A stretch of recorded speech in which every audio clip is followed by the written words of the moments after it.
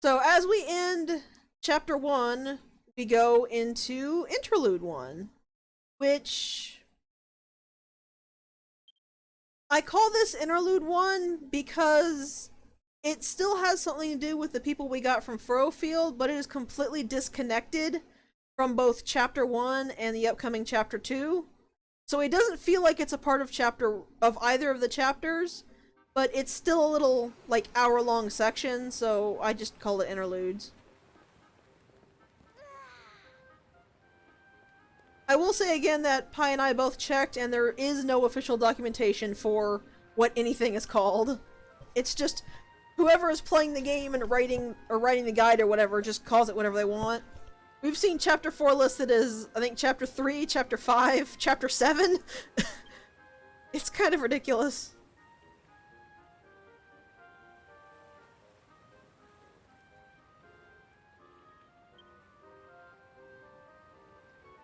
So I'm gonna go ahead and say it right now. I will not be doing much in the way of super high effort or intricate building in these interludes. And as I said before, it's because, or as I said before, you can unlock various types of items when you finish the chapters they're in. So I would prefer to have everything unlocked before I start going whole hog on the Isle of Awakening. So I'm mostly just going to be building basic structures for now in these interludes.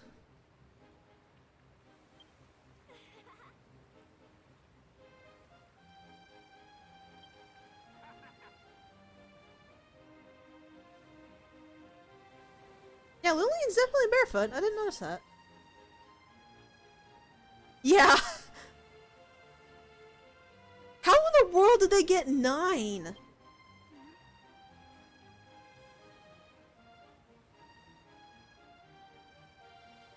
Like, if we can count everything before Furrowfield as the prologue, I can think of 2, 3, 4, 5. I can think of 5 chapters.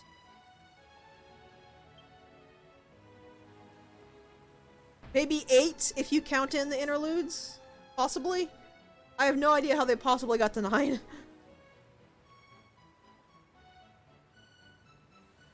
I will say the epilogue will feel a little odd. Who's clapping? Oh, there's Lillian. Because the epilogue was actually added in post-game free DLC. So it feels a little weird for its requirements and everything, but that's because of when specifically it was added. The only thing that is in paid DLC are new building blocks and items and things. You don't have to pay for any of the plot or anything. The game is nowhere near that scummy. Or hermit time!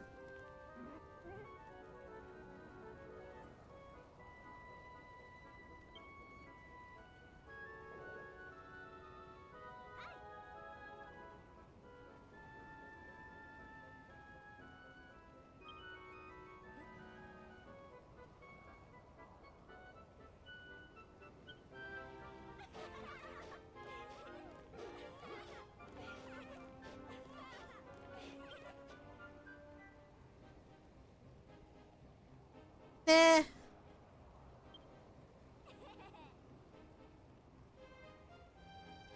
I kinda wish they could do this. Like, you had a better way to actually give them a way to make houses and stuff.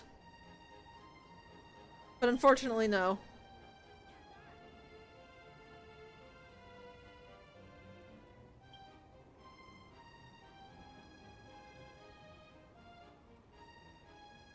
We'll be going sort of Furrowfieldian in that we will be making one big dormitory for everyone to live in.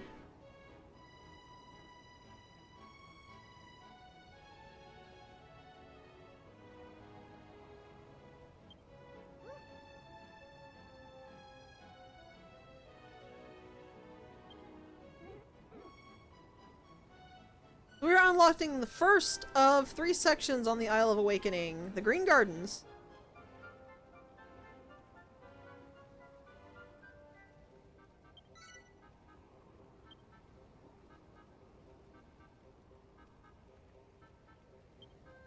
Also, I love how he's not the least bit surprised we have a windbreaker. Also, one question that bothers me that I never get the answer to. Where do all the NPCs get their windbreakers? Is it just some weird duplication?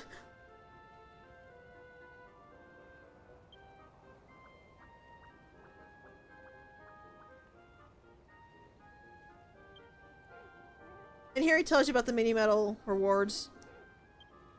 So we're going to do that really quick. We're actually going to give him the 10 we've got, because we can already unlock some stuff.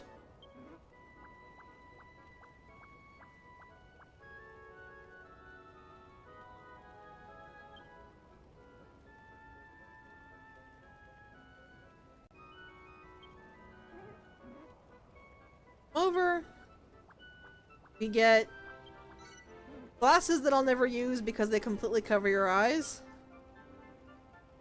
You get something cool called a player lyre. What the player lyre does is that if we place it in a spot and then put music into it, it will play that tune in that area. It's got a kind of limited range, but anytime you're in the range, it will completely play that tune. And Bustling Streets is what the tune is. It does not actually consume the music sheet, though. It just uses the music sheet. So you can make one of every music sheet and just keep them stored for whenever you want to trade it. All the music sheets are, as you can probably guess, various Dragon Quest music from across the series. Well, not across the series, because I don't think the series has ever used any really unique music in individual games, which is one of my major complaints with the series itself, but... Also, here is the interesting reward. When you hit certain milestones, you get to make the outfits that the Dragon Quest II protagonists wore. The unfortunate thing is the only outfit I would care about, which is the Princess of Moonbrook's outfit, is way buried into the mini medal rewards, so we aren't going to get that for quite a while.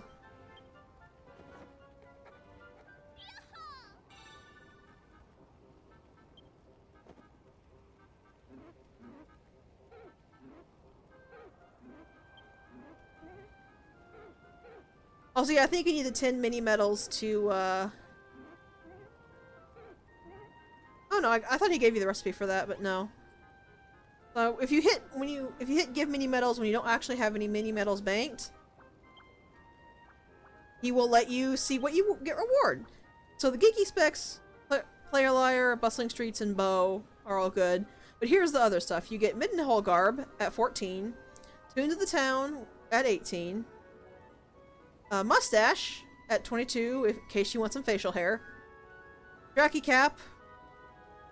Rabbit Ears at 30, which is actually slightly unfortunate because this means that you can only get the rabbit ears after you finish the chapter that has a huge focus on bunny girls. It's kind of depressing, honestly, that it does it that way. At least I'm pretty sure that's the case. I'll double check and tell you later. But after that, you get Traveler's Tunes, the Canuck Cloak, which was the Prince of Canuck's outfit, Bandito Bandana, which goes, I think, around your lower mouth, Blusher, which makes it look like you've taped 2 pepperonis to your cheeks, Songs of Paradise, Witch's Hat, Blockhead, which is what it sounds on the tin. You put a piece of earth over your head. A Red Rose, which is really, really nice. I like it a lot. It's a little hairpin you can put on. A Liquid Metal Shield, which is a really good shield that you get from using a special drop from Liquid Metal Slimes. And they work in this game about the same as they work in the original games, but I'll talk about that when we see one. You get, you see here the Moonbook Frocks at 70. In this case, I'm pretty sure you actually have to finish the 4th chapter before you can get anywhere close to that number. Then you have the Mystery Mask, Castle Courses, and the final 3 are just kind of eh. By the time you get to this spot here, for the Liquid Metal Armor and Liquid Metal Sword, you pretty much have no reason to need them anymore. Because as I talked about before with multiplayer, you can't actually bring your gear into multiplayer, and by the time you have 90 mini medals, you've literally done everything in the game. Like, all of the core things in the game, you've completely finished by your time you get here. It's one of those things where it's like, this is cool, I guess, but now what do I do with this? I personally mostly care about the bunny ears and the princess dress. So if you jump and glide, you can see the beach down there.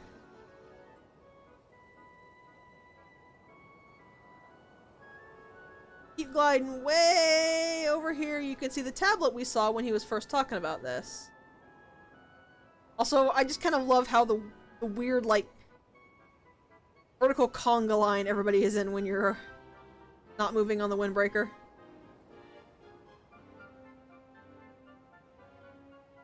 So we can actually go pick up, once we interact with this tablet, we can actually go pick up the dresser we saw in that one house that I showed off before we came here. Because interacting with this tablet unlocks what was preventing us from building in this place.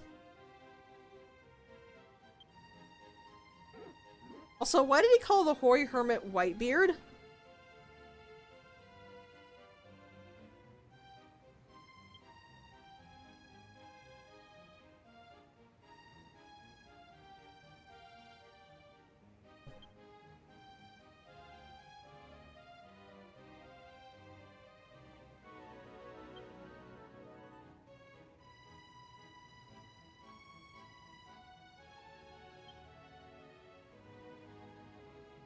I have no idea. I think because I kept reading it as Hoary Hermit when I first played the game, all like 90 hours of it, and now it's engraved in my mind and I can't stop.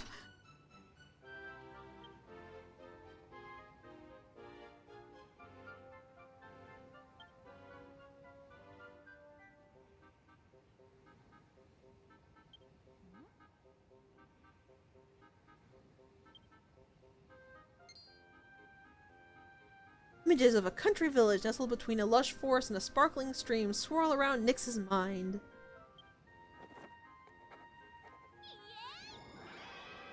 And what we've just thought of is now engraved on the tablet. So here's the way the tablets work. Every tablet will give you a certain number of targets. I believe it's 20? That you can do. Every target you finish, you will get a mini medal for it. You don't get anything for finishing all 20 targets, but you do get, like I said, they're mini medals, and you trade them in to the Hairy Hermit for rewards. You will only get 3 to start with, and when you finish these 3, which you do during the whole time of the interlude, the rest of the targets will unlock. That being said, every single tablet target but the third has requests that you cannot finish until you finish the later chapters. Because it requires certain types of building material or recipes that you just simply do not get access to until those chapters. And a lot of them will be labeled question marks because you need to find them out on your own. When I actually start working on the tablet targets, I'll have a guide open, because I don't want to have to, like, reload my old game, write everything down, and then load back in here. So, I'm just getting somebody else's list.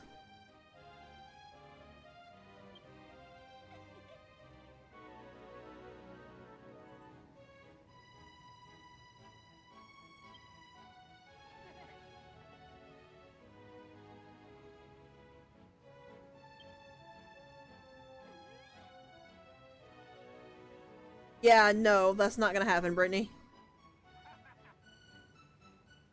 What I am going to do is I'm going to set up the fields first, with a dormitory nearby, and then a cafe and a toilet, because those are all the basic things that gets me what I need to craft and a bunch of gratitude.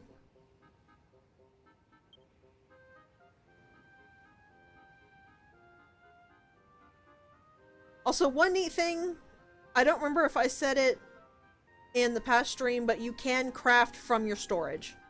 So it's actually a really good idea to just build huge storage areas, store all of your items, and just replenish them there.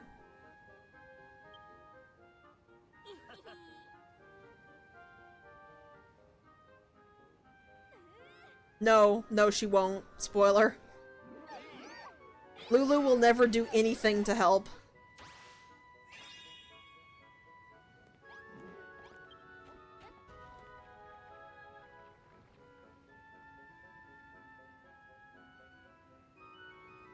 Yeah, there are so many different things in this game that even with just the base game having one of every item would actually overfill your inventory.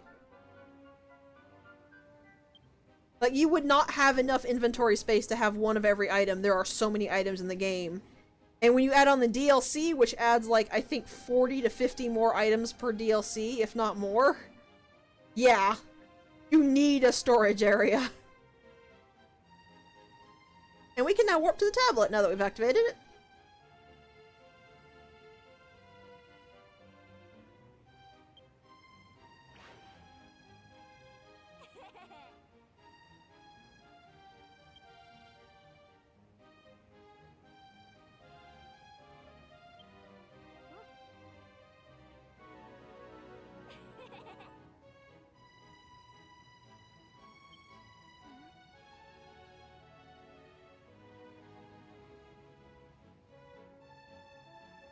Yep. Basically, if you're going to play multiplayer, you have to have a storage section, because if it's just in your inventory, nobody can access it, but if it's in a storage box, then everybody can craft with it.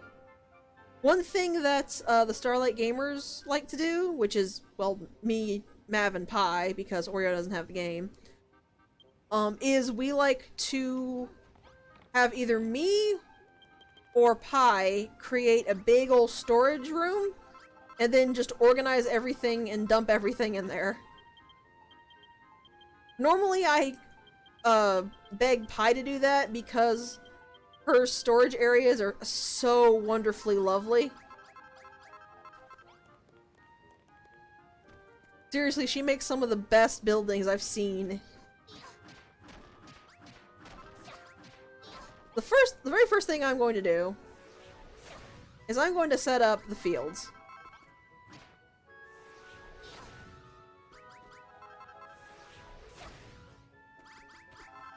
Yes, you are! You are so great at setting up storages, I cannot believe it. They are seriously the most fantastic looking things.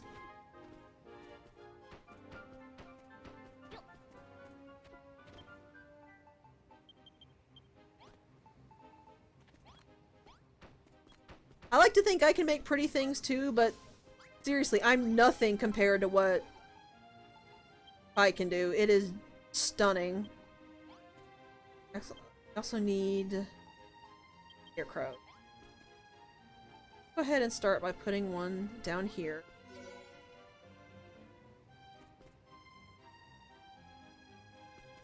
Wrigley. He might actually not work until I do this, so let's go ahead and get this done. I thought he would. I didn't realize he wasn't going to.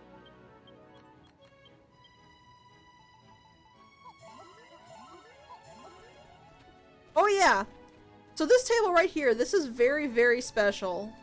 Because this allows you to access every build recipe that you have ever learned. When you first come back from a chapter, you'll upgrade it so that you'll get all of the stuff you remember.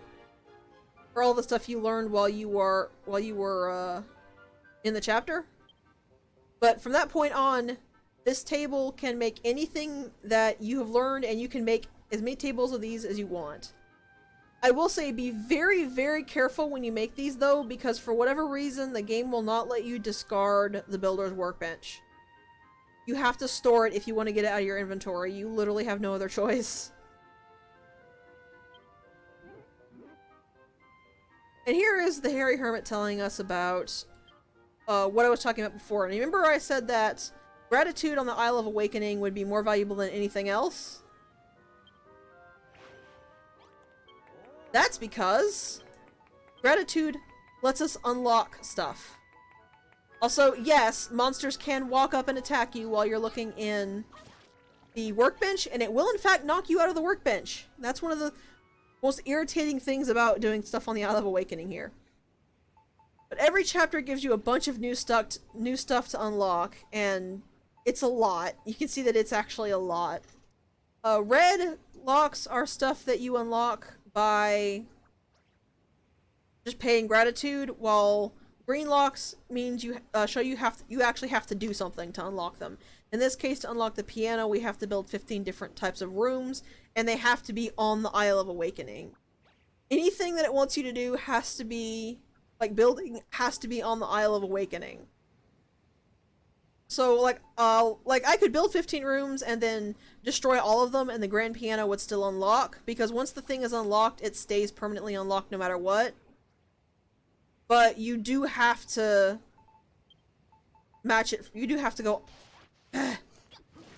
you do have to go all the way to unlock it first.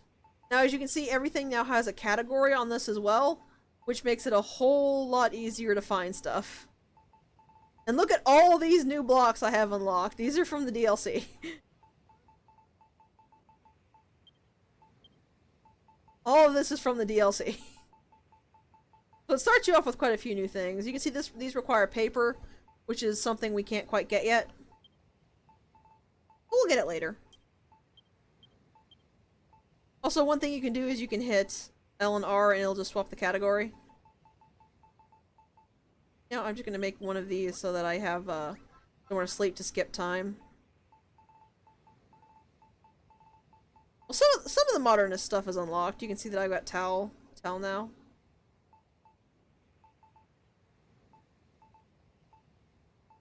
Yeah, so you need bamboo for this, which we'll get to. Get that far. What did I not? Oh yeah, you can also make the post. So for the moment, I'm just going to dump the bed here. Because it's just for skipping time, like I said.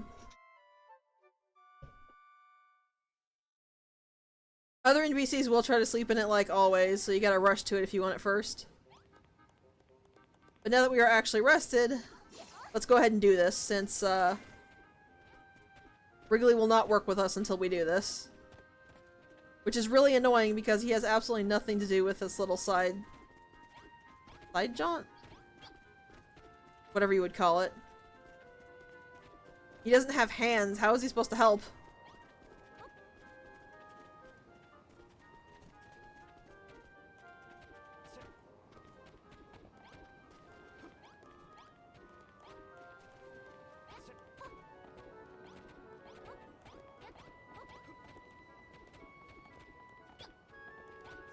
I also think part of the reason why I don't like Lulu is I think she looks incredibly stupid. Like, I've always thought that side ponytail just looked really dumb. The only thing worse is pigtails on an adult. Know what I said.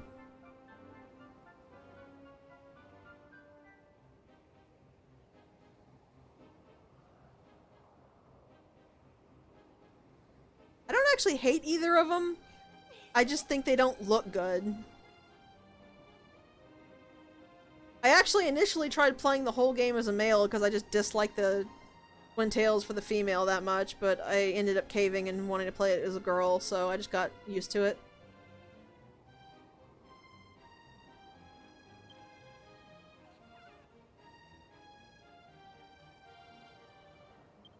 I will say that the twin tails look better in blue.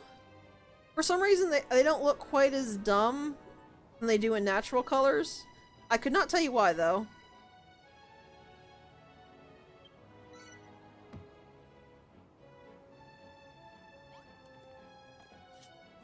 Yeah, surprise! We're gonna have to fill the water everywhere. I will fully admit, I think it's because the little color-changing ties charm me a little. And the little curl at the end of them is actually pretty cute.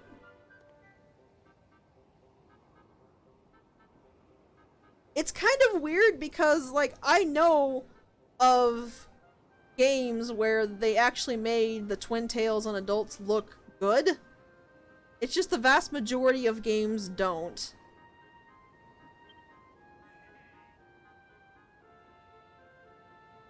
And I actually think I know why.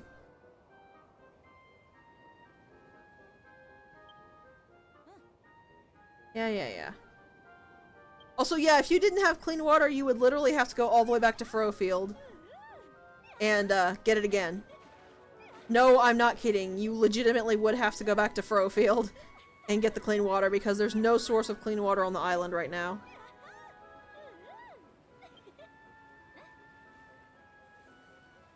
Alright, see you later, Oreo. We're almost done anyway, don't worry.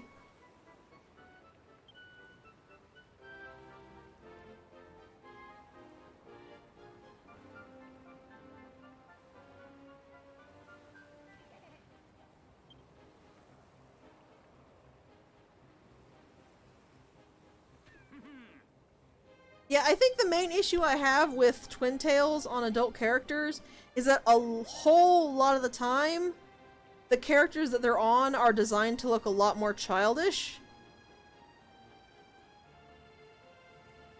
So it just, I don't really know how to put it, it just doesn't look good.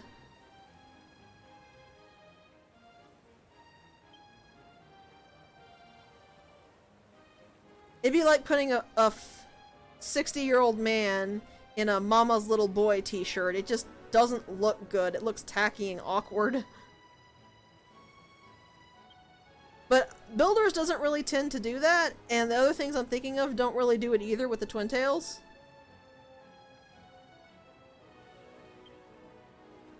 I think part of why I don't like it too much in Builders, even though they clearly aren't designed to be childish, is because the chibi things still kind of make people look younger than they're supposed to be. But like I said, they look a lot better in blue, and they've actually kind of grown on me because of it.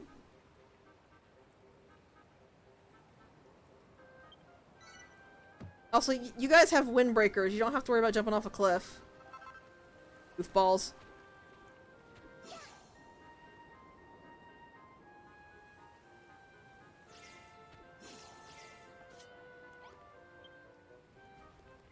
I literally was right behind you, you twit.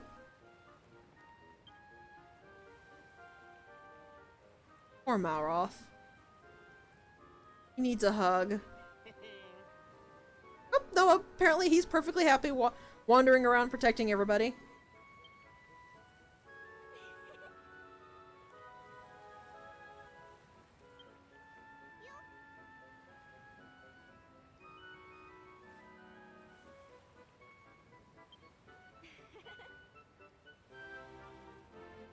Weirdy beardy.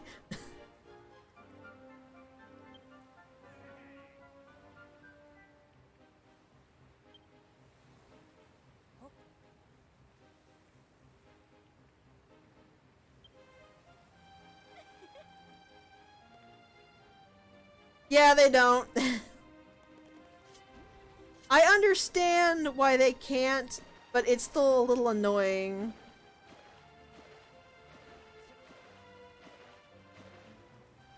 Also, just a slight tool spoiler for the bottomless pot, and cover your ears if you don't want to hear it. We'll get to pick up lava eventually.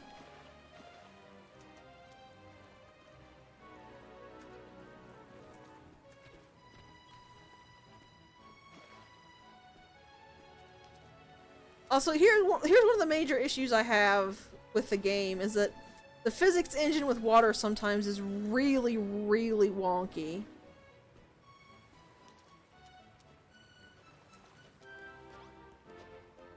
Also, is there really, like, grass at the bottom of a riverbed? I've never seen a river.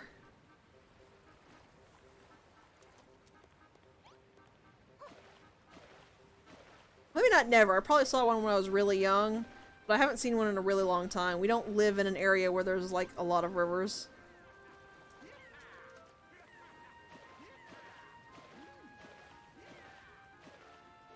Also, you can see down there how it pops up the little green lock with the bar.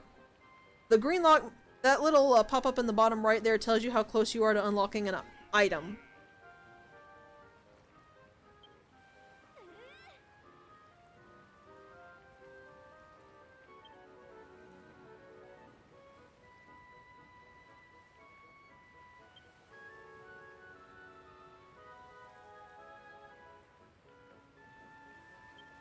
There is another thing where that will actually have you put seawater tiles on the Isle of Awakening, and it doesn't count if it's in the ocean. You have to actually put it inland.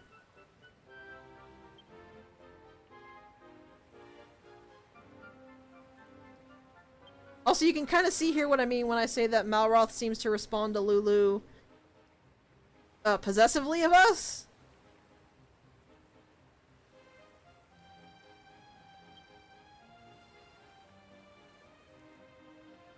But unfortunately, as much as I really love Malroth, this gag is used way too often and goes on way too long. Much like Lulu's entire character, as a matter of fact.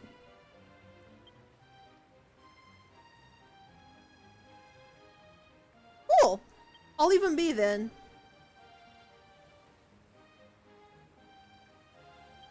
I used to get pick up all of the grasses because it just kind of bugged me, because it didn't seem like that would actually be a thing, but good to know.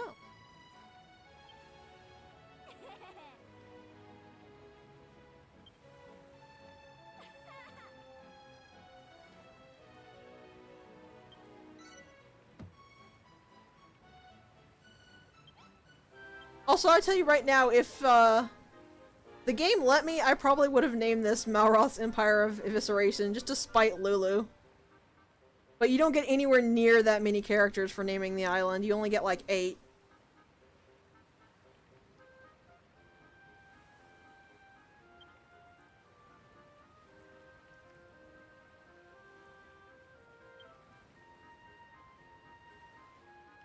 I would be lying if I said I wasn't tempted to go with like Malroth Land instead.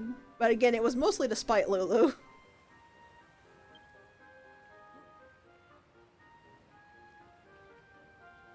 I'm actually not sure what I'm going to call the Isle of Awakening this time around. I might put it to a vote in Discord.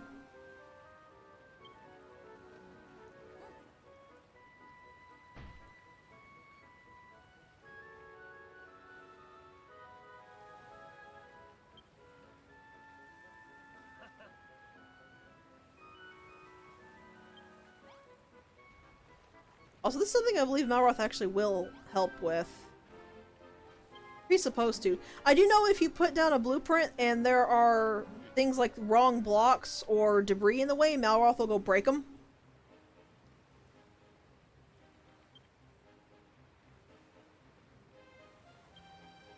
So Malroth does help like other NPCs, he just doesn't help build because he can't.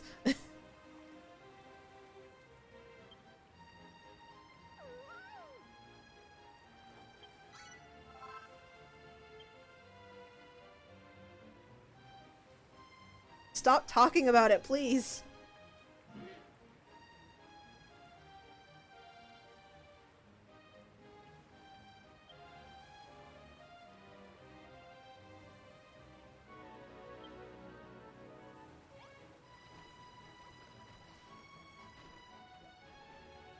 Yeah, there Malroth goes. See, he's helping them break all the stuff in the way down.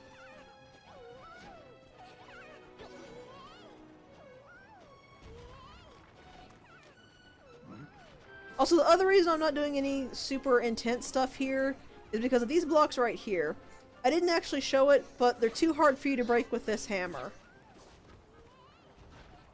So, while there's no point to doing it before you can get all of the stuff to build, there's also no point to doing it before you can actually break most of the stuff in your way.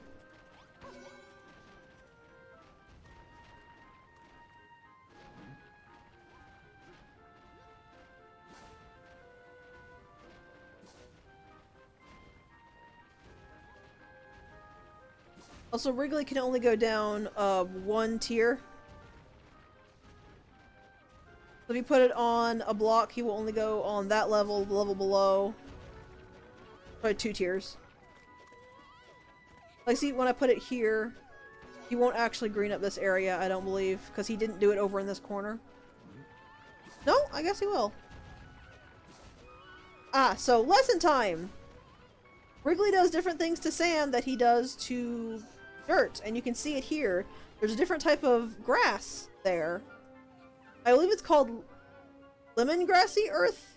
I don't really know what the difference is, like, between limegrassy earth, which is the dark green in forest, and lemongrassy earth, which is the light green in sand. But there is a difference.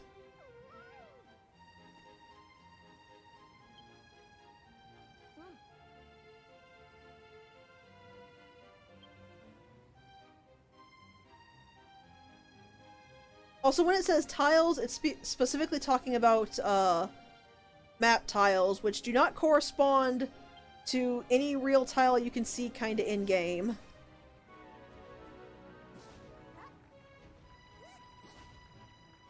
Like, you can see we technically have 5, even though we've covered, like, a whole bunch of things over here. I really don't know how it works. Pretty sure I thought I saved some worm food from Field, but I guess I did not.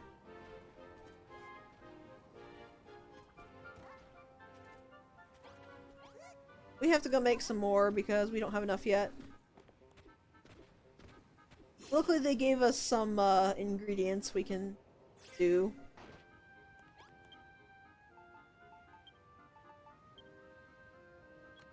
How many of these can I make? 22. I'll start with 5.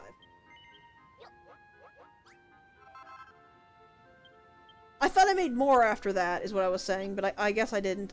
I think I intended to make more, and then I just completely forgot because we were in the end game and everything was going very wrong very quickly.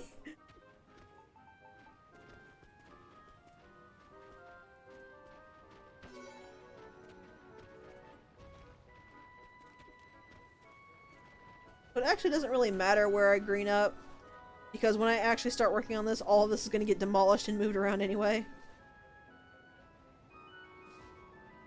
Hey, Malroth! Ah, I guess they're done burrowing, so poor Malroth is out of a job. He came over to say hello because he's sad and lonely because he can't help anymore.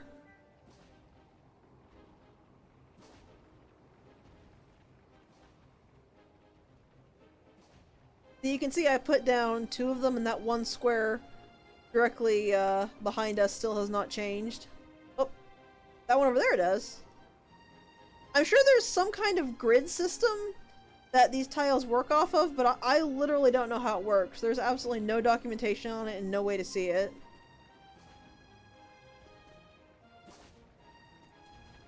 That got that meadow tile working, though.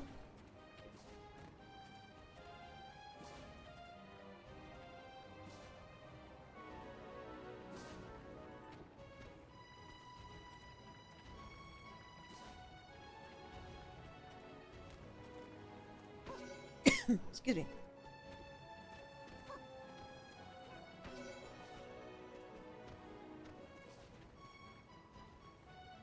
Well, let him eat those 2 and see how far 5 got us.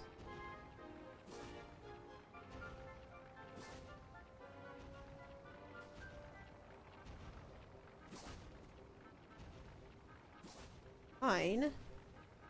Might get us all 10 depending on where on the grid that spot up there is.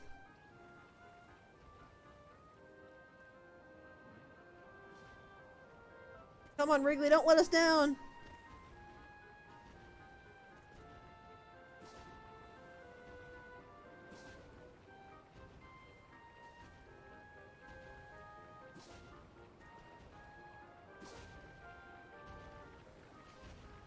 No, so I'll need at least 1 more. I'm gonna go ahead and just grab the bench and bring it up here.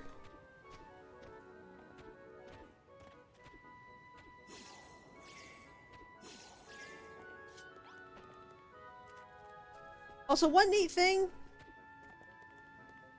you can very much get on vines and ladders and things while holding something in your hand. The game is actually very, very nice about that. Go ahead and plop this here.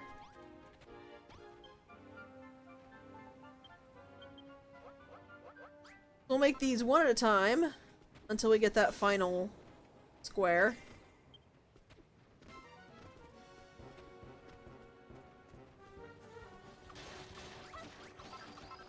The swarm of ants!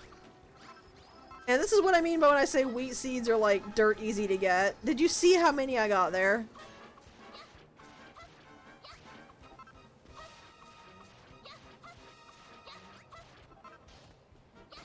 I think Malroth stray hit a slime. Yeah, and he just completely massacred another one of them.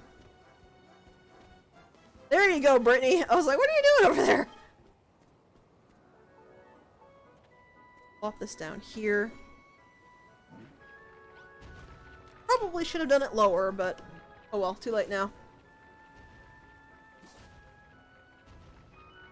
Hopefully this will be enough. Bingo! There we go.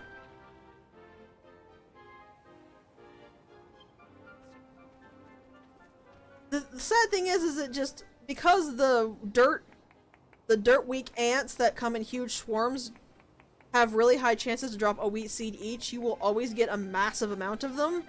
But there's no other similar way you can use to farm for any of the other seeds.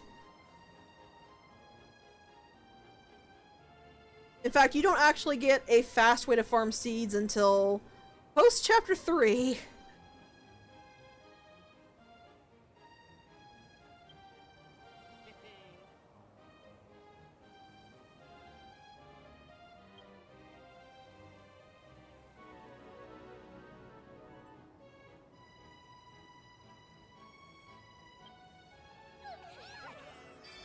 And there's the Meadow Tablet target down, and the Hairy Hermit should be showing up. Yep.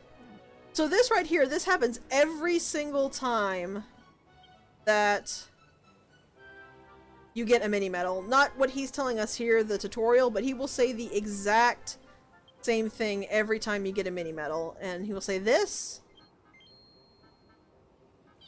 give you the medal, and then that. So from now on, every time I complete a tablet target, I'll be mashing like mad to get through the Hermit's dialogue. Because he doesn't say anything new. Also, Wrigley, why are you in the tree?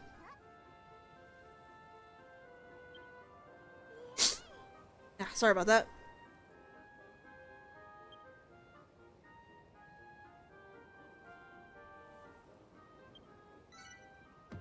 They are still not done with the river building, so,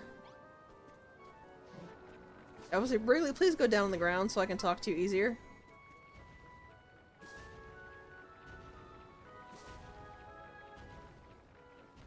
Oh, now they're done.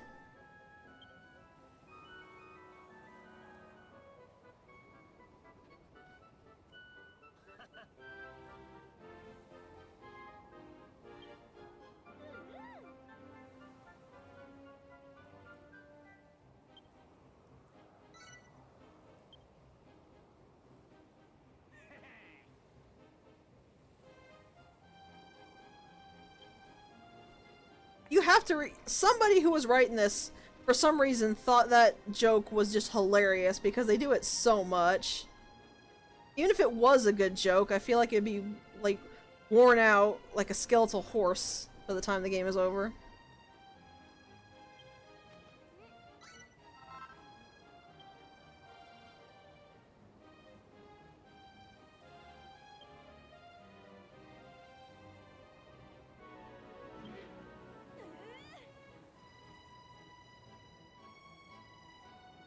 You know, that sounds like a forest that would be in a Dragon Quest game.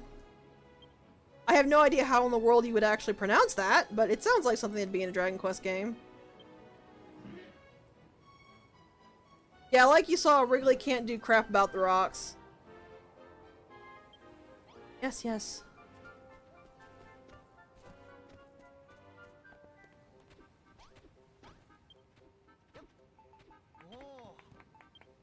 I'm gonna make 2 of these to give me 5. Then, I'm going to get rid of this. Oh, it won't let me. Okay. So I have to do the tutorial.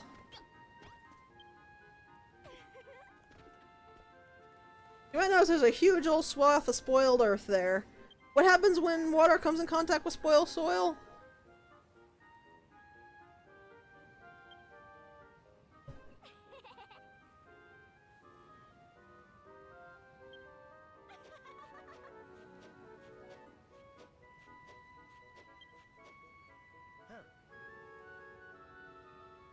I'm also really annoyed that the NPCs actually listen to her. I probably wouldn't be as upset if the NPCs just completely ignored her like I do.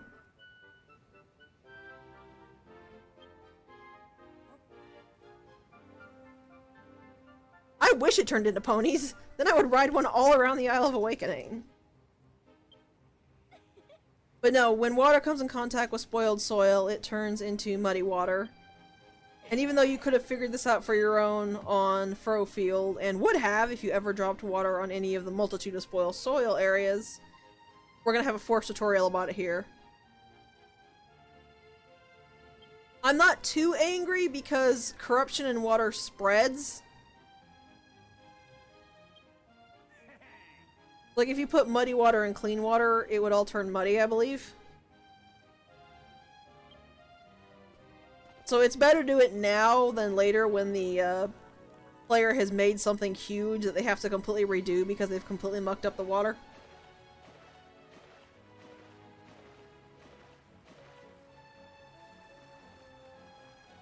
I'm drowning this poor slime. Really? I thought it did.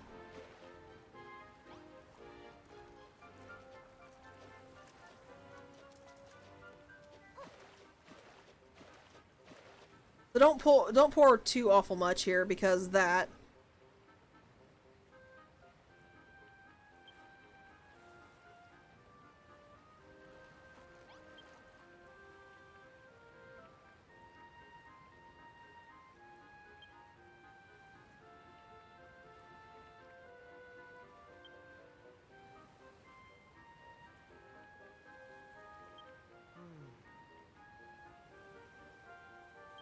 So use the bottomless pot to get the muddy water out. Now, of course, we replace the spoiled soil like I tried to do earlier.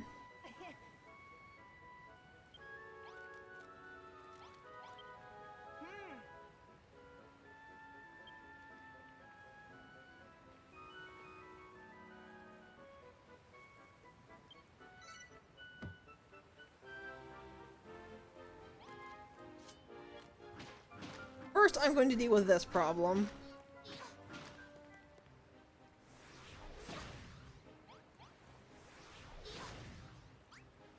Okay, interesting. Water has to actually flow over spoiled soil to turn dirty. It doesn't count if it just touches it. That's weird. But good to know, I guess?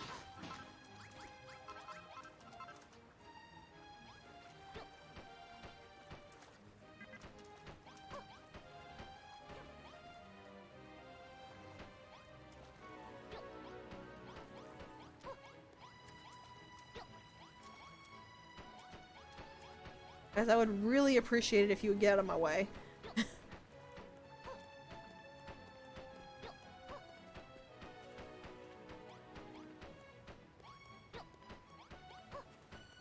There.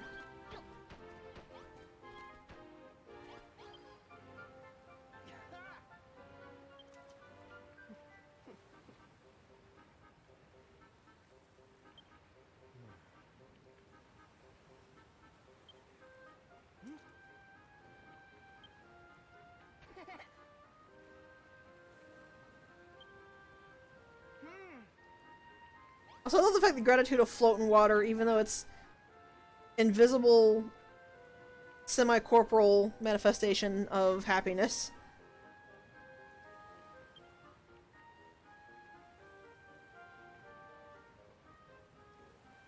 Also, one neat little thing, NPCs will actually show problems on them every so often. You can see Bonzo's doubled over. He's probably hungry.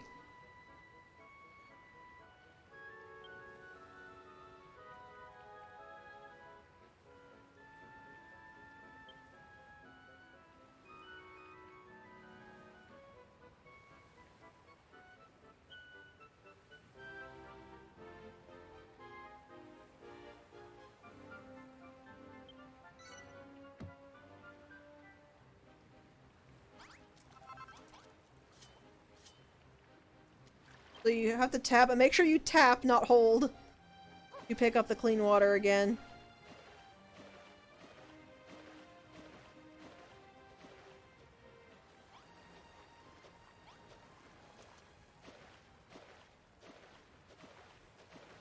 Yeah.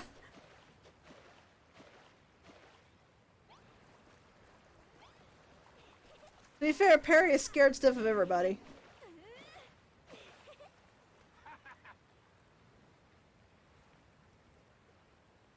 We know there's Furrowfield as a neighbor. Not sure who our other neighbors are. Go.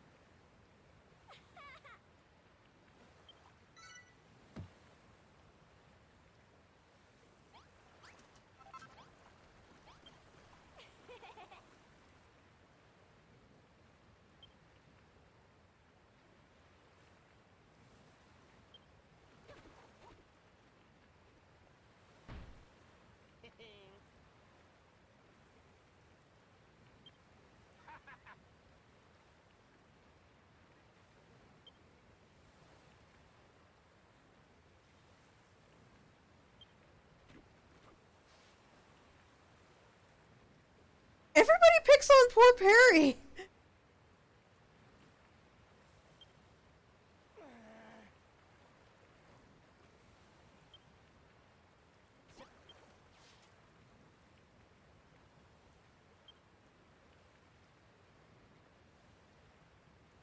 You know, for somebody who was starving not a few weeks ago, you're sure picky, aren't you?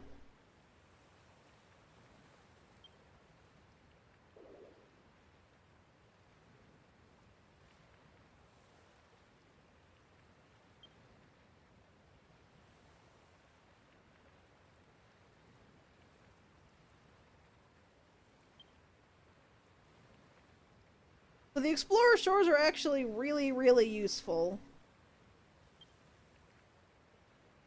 Basically, if you've played Animal Crossing New Horizons, they're Nook Mile ticket islands, essentially. They're randomly generated islands that respawn every time you go there, and you can get a whole bunch of different stuff from them.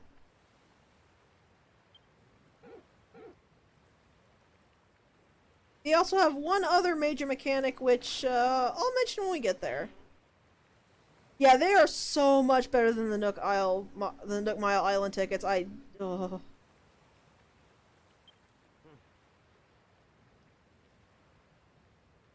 I feel like Malroth got way too into bullying poor Perry.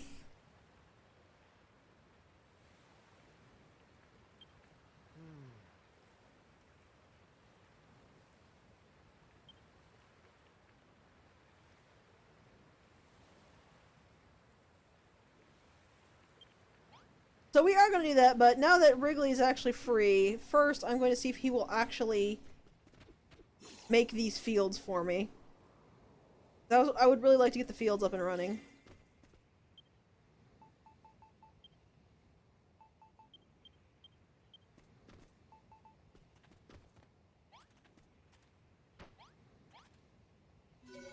There he goes. Good boy.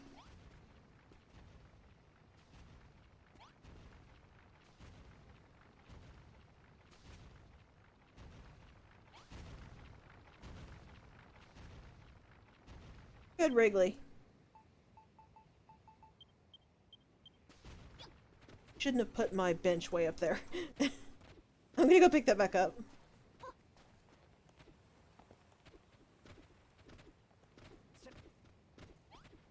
It's really great.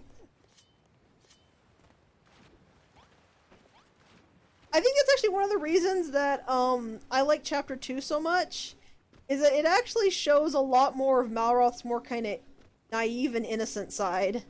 It's really adorable. Go ahead and make.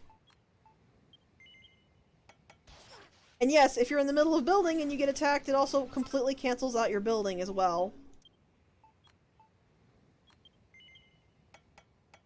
Once again, don't know who signed off on this. They're kind of jerks for doing it.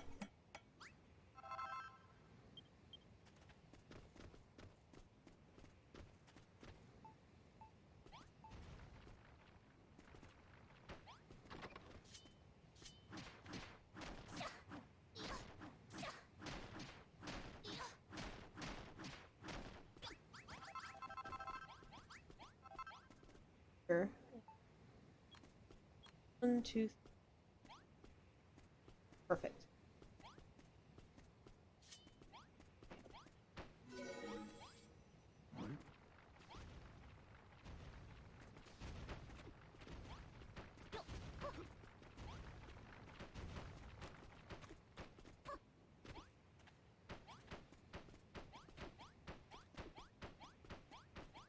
Putting the fences down, I don't really have to worry too much about width, because I can just match the fences.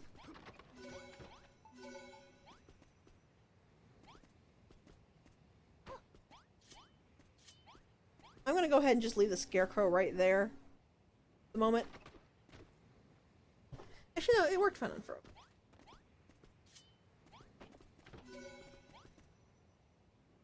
Plop it there. I think I still have stairs on me, don't I? Yeah. Put the 2 stairs there. There we go, we've got our paddy crop field. As for the rest of this, let's get clearing.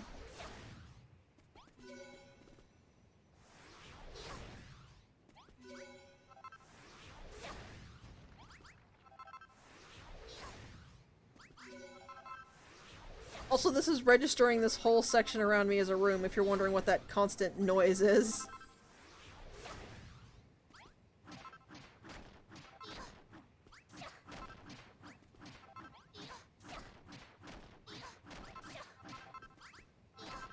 I really don't like the trends games have of just completely turning off the music at nighttime. I guess it's meant to make it feel night because quiet, but it's really just dull.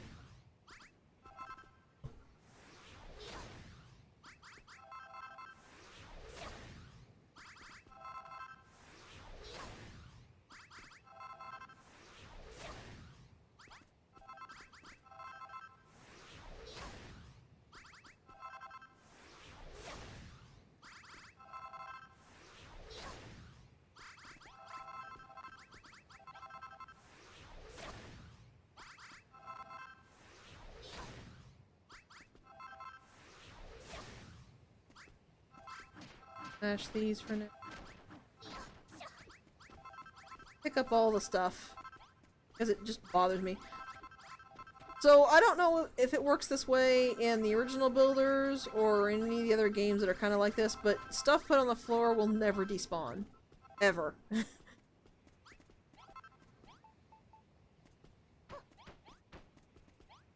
It goes here. Fourth. Of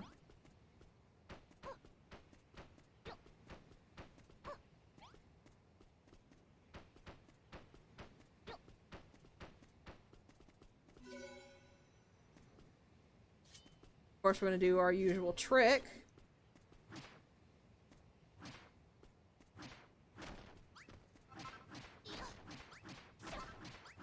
Yeah, sorry, I meant it will never despawn over time.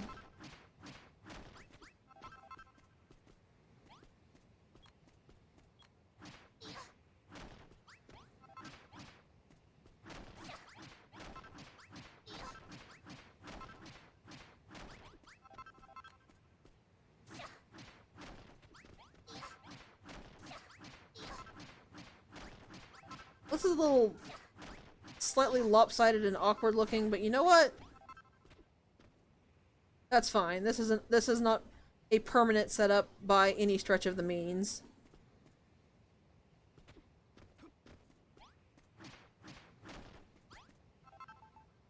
So whatever.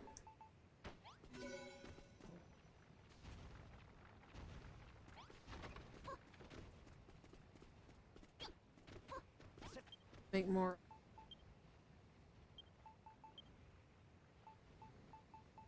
Rating. I almost called it a sluice gate. Sluice gate, and that's not what it is.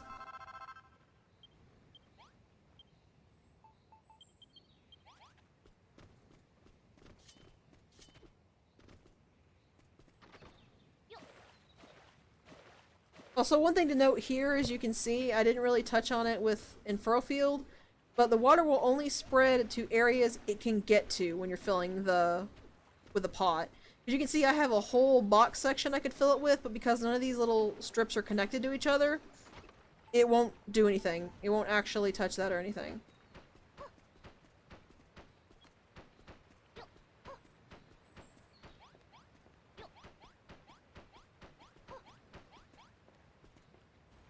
Also, I'm leaving the water out of the paddy field because, in my experience, NPCs get really, really confused when they need to till ground that is underwater. And they kind of won't do it.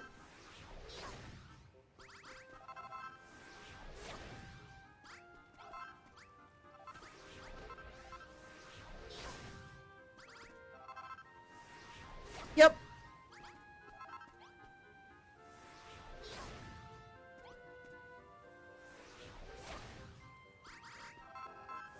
And yet it won't actually flow into a square directly next to it that has no reason it shouldn't flow into. I don't get the water physics of this game. Or I should say the liquid physics. Yeah, you might have noticed when I made the Dia Tree water, I only dropped one square. That one square is the source for all the water.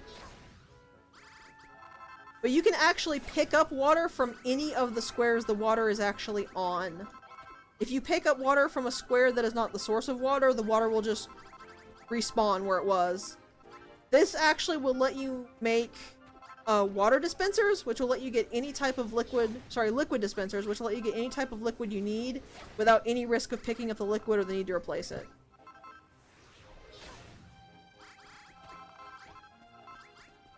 It's really, really a nifty thing.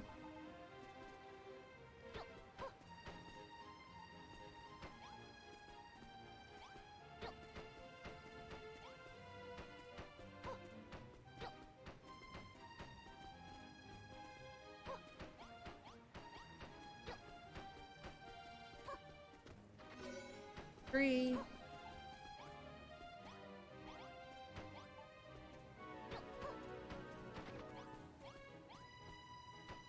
And actually just enough room to fit 4 of these here. So I'll have to make the 5th one somewhere next to it but close by. I might just tunnel out this spot here and make the 5th one over there. Hello, zombies! Like the Muddy Hands, zombies are really good to kill every time you see them show up because they drop night soil. Much quicker way to get night soil.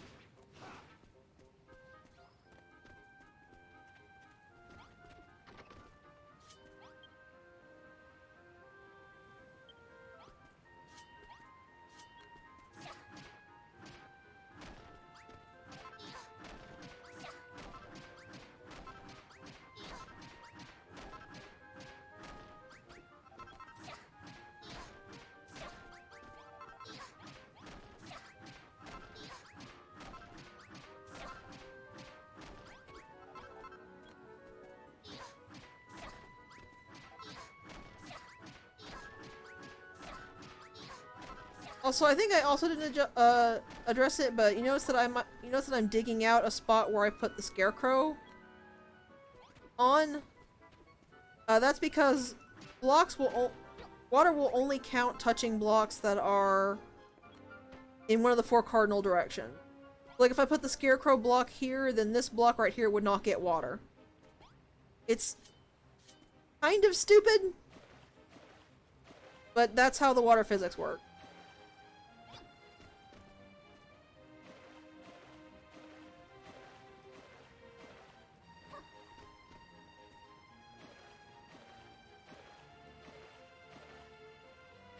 Go. I do believe that they're not actually going to work on anything until I have completely finished the river and their missions and stuff. But getting this laid out now means that I don't have to worry about mucking about with it later.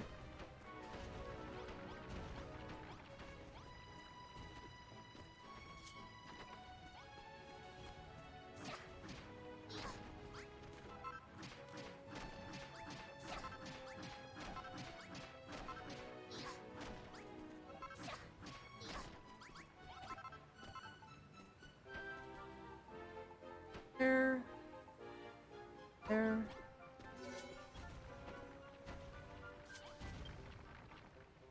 Yes, I know, Wrigley.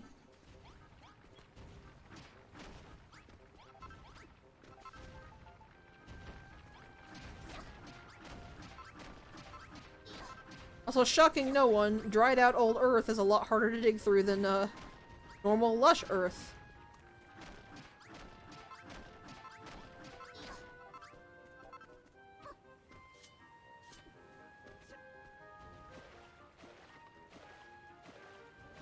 Remember to stop.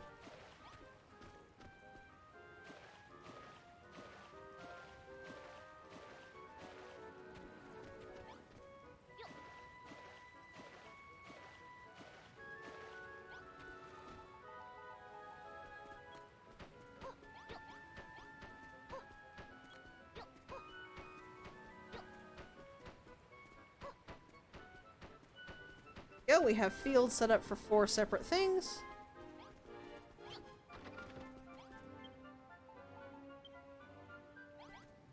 I can go ahead and label each of these. So we'll go sugarcane there and then just go down the list. Sugarcane, cabbage, this is wheat, this would be tomatoes, and then the last one will be pumpkin. I think I'm just gonna go ahead and stick it here because it'll be easiest to,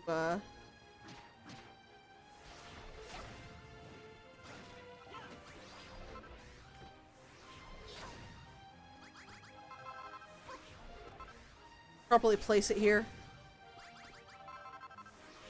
Because I can just match the width of it to the width of the length of it to the length of the field there, and then I can check. You know what I mean. I might not know what I mean, but you get the idea. Here's my bread.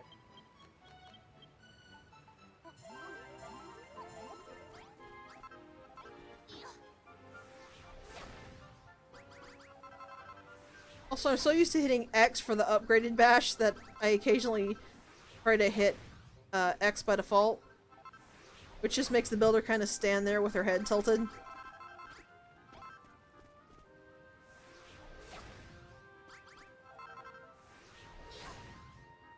Go.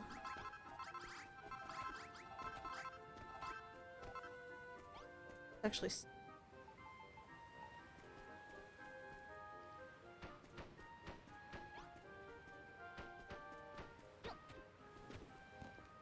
1, 2,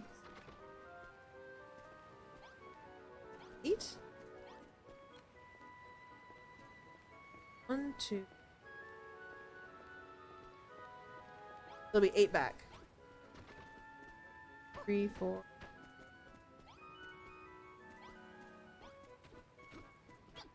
More fencing.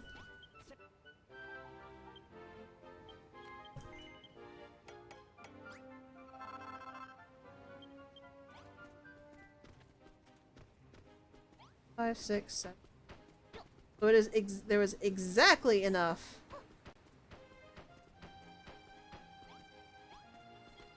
One, 2. 1, 2. Yeah. So I need to bring it one more inward.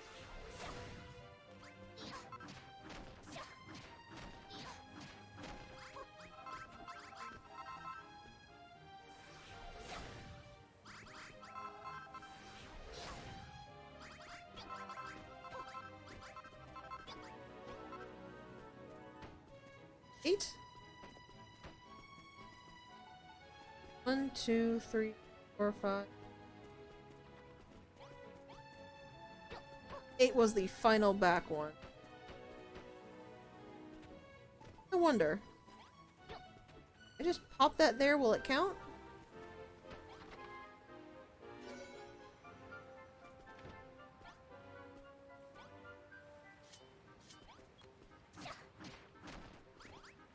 I don't have to build more fencing than I need right now.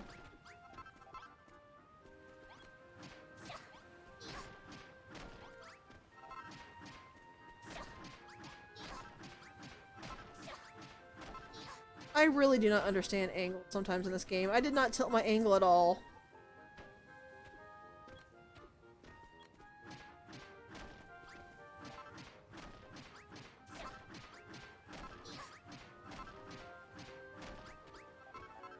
I should like mute the game and post and just put the dwarven song over this section.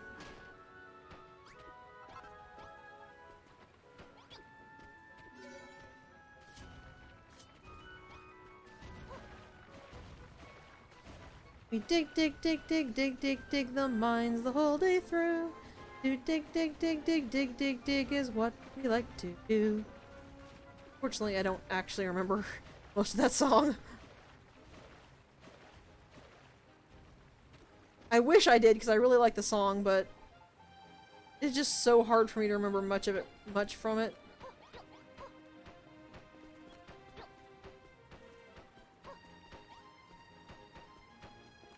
I made way too many of these, but those are useful for various things. Alright.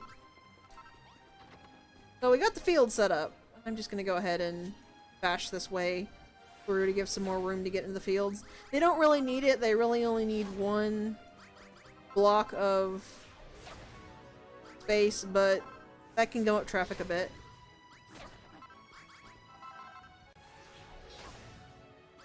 There's one quick thing I'm gonna make before we move on, though. And this is another one of those, if you're playing at home, you really want to do this sort of things. Where should I? What? I'll put it just right up here. I'm gonna go ahead and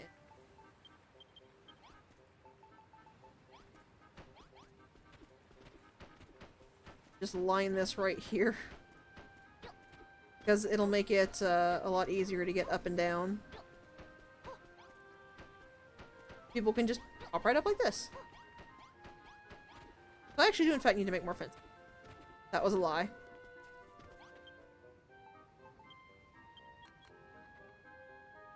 20 should be fine. Make fencing and a gate.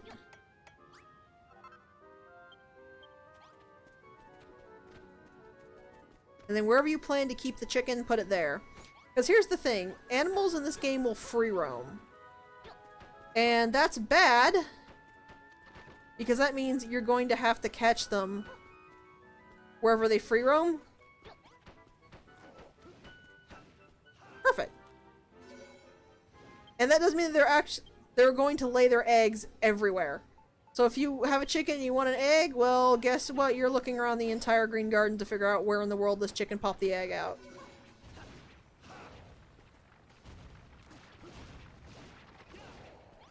I'm gonna have to dig out some of this ground.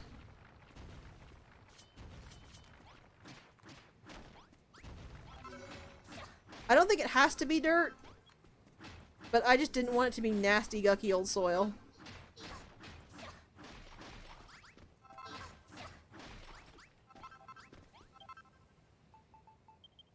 Yeah, we are going to get something called wheat grass on one of the islands we can go to very shortly.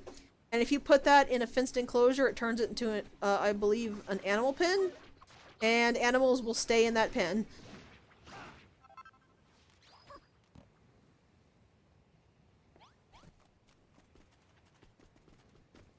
And trust me, having them stay in the pen makes your life so much less miserable.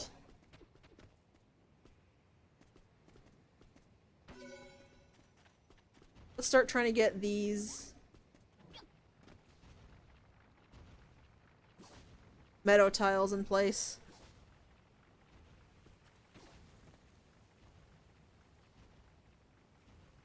There's one.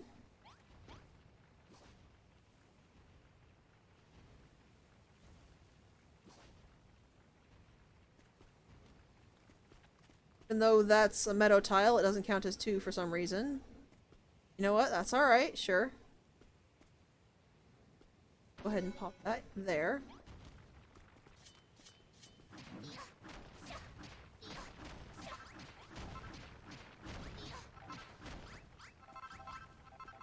Unfortunately, I think I did that a little bit too late. I don't think Wrigley's gonna go hit that one little spot.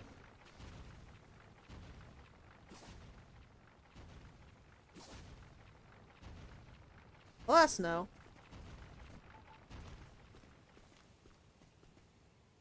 This is entirely a clear spot he can hit. Yeah, easy. I legitimately have no idea how the grid works. Not even a single solitary clue.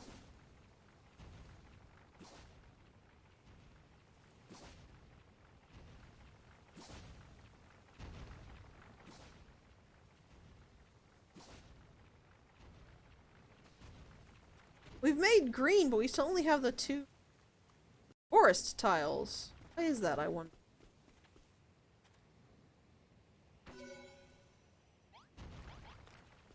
Why are those green tiles not forest tiles? I don't understand.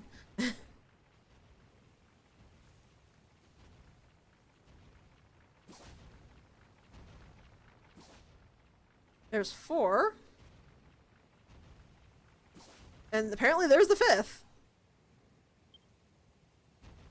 Okay.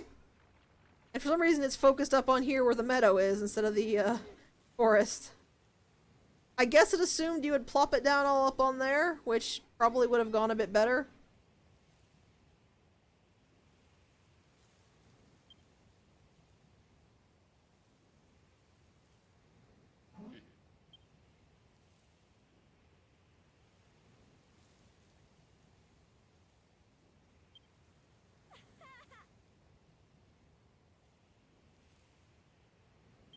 Honestly, I just don't find a good place to put anything around here because none of this ground is level. And that's not even just me, it's because of the way the worm food works, it's really hard to get it to cover the full area when there's so much stuff he can't convert mixed in and there's a ton of different levels to it.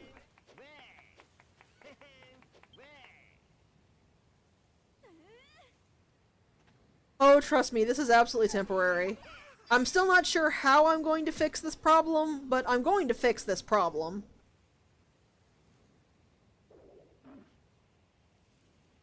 I have a vague idea of how to do it, but it's gonna have to wait for a while before I can actually put it into practice.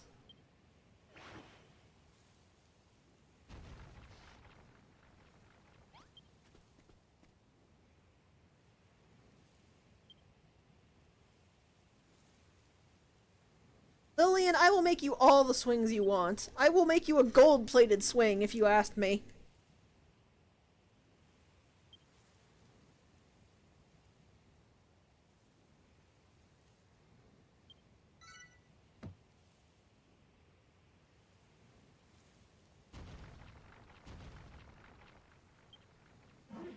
Yeah, so we have to go help Perry before we can progress any further here. Go ahead and store all this stuff. And warp to the dock. So the way that Explorer's Shores work is that there is an Explorer's Shore for every type of terrain. So you might notice that we know of 2 types of terrain now. One is the spoiled corrupted type with the spoiled soil and stuff like that.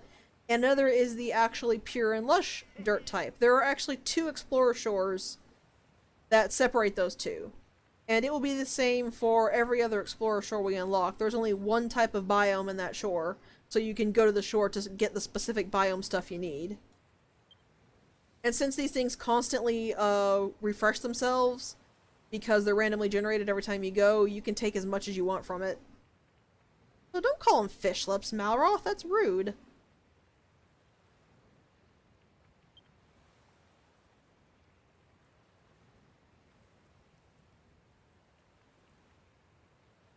Interesting. Rosie couldn't see the gratitude hearts, but Brownbeard can? Wonder why.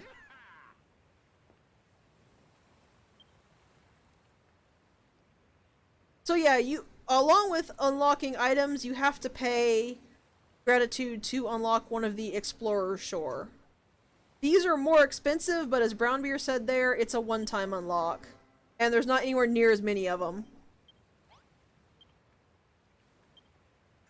You can see we have 2. We have Soggy Scary here, which is the corrupted one, and we have Blossom Bay, which is the pure one.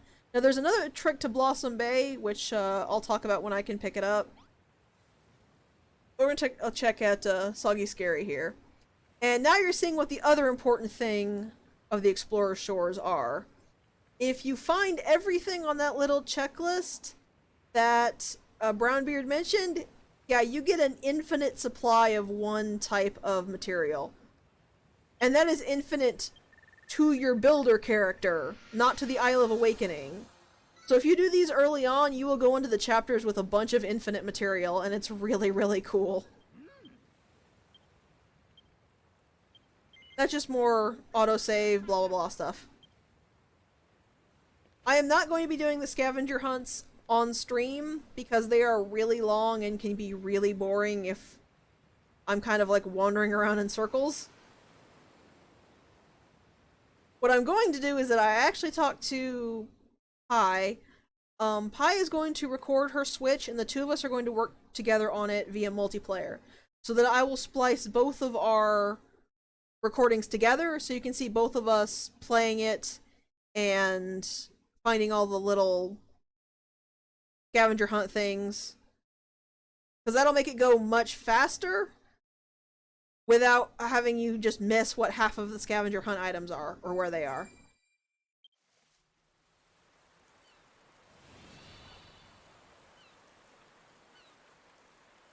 So yeah, say thanks to Pi for offering to do that, because I had no idea how to make it interesting otherwise.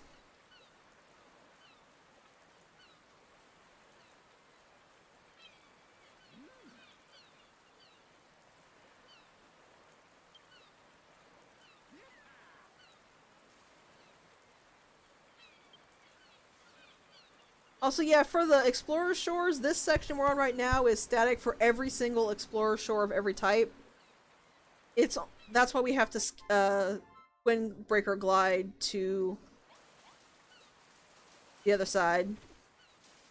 Also, just to show you, when you come up against something that is on the list, a little check will appear and it will be highlighted. You hit check, we'll literally check it off the list. And that's it, that's how it works. For animals, you have to befriend one of the animals for it to come off the list. So I'm not going to be checking anything else, because I'll be doing that, like I said, in the shared video. So right now, our only care is to find a chicken.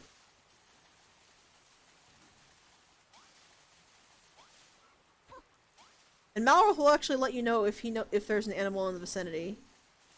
But I don't know where it is. There it is. Just like with the dog, have to sneak up behind the animal and give it a pet. I don't know why it tells you this again, because it told you this with the dog. And we've got our chicken, so we're gonna go ahead and head back. The wheatgrass is unfortunately only on Blossom Bay, it's not here on Soggy Scary. So we'll have to pick some of that up a little bit later. Which means there are going to be eggs everywhere. I've literally found eggs on the very top of cliffs that the NPCs physically cannot get up to. I do not know how the chicken laid the egg up there. I do not know why the chicken laid the egg up there. But it certainly laid the egg up there.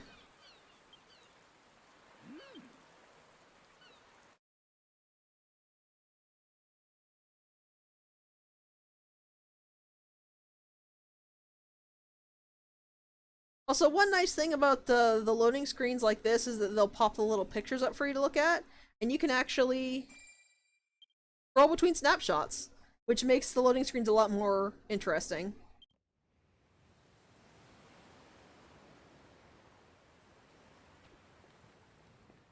And when you bring an NPC of any kind back, it will immediately head to a preset area.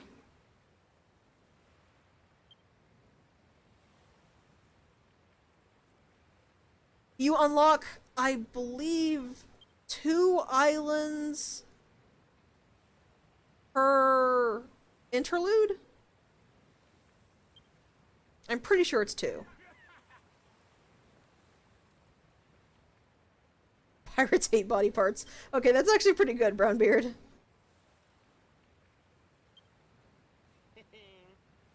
Malroth's cute. There will never be a time when he is not anchored here.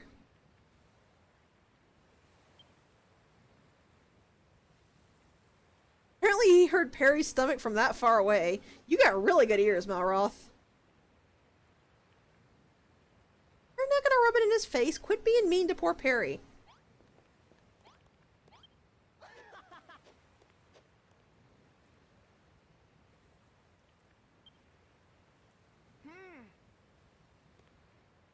Also, weird thing about this world is the farm animals are, I'm trying to think of the best way to put this.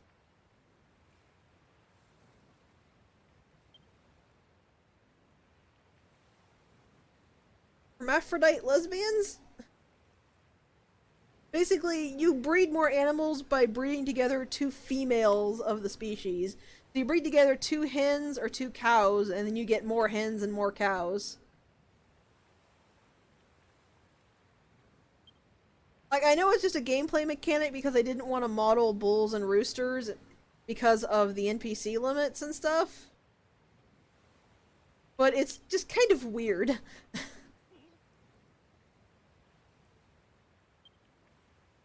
For dogs, then you can kind of hand wave it because you have no idea whether that dog is male or female.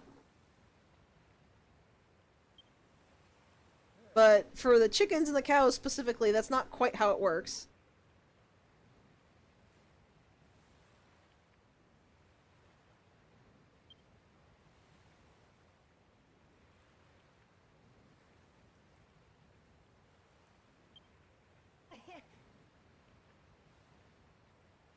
Letters will never be important. There will be one letter in the entire game that will be important. The rest are just fluff. But I mean, they're fun to read, so why not? This one's from Saffron. Dear Nyx, I trust you are enjoying life on the Isle of Awakening. How is my sister Lillian getting along? The refreshing breeze here on Furrowfield is perfect for cooling freshly baked loaves, though it does little to temper Clayton's newfound passion for building. He's ever the hothead. Do give my regards to everyone. Ever so sincerely yours, Saffron. Alright, back to the Green Gardens.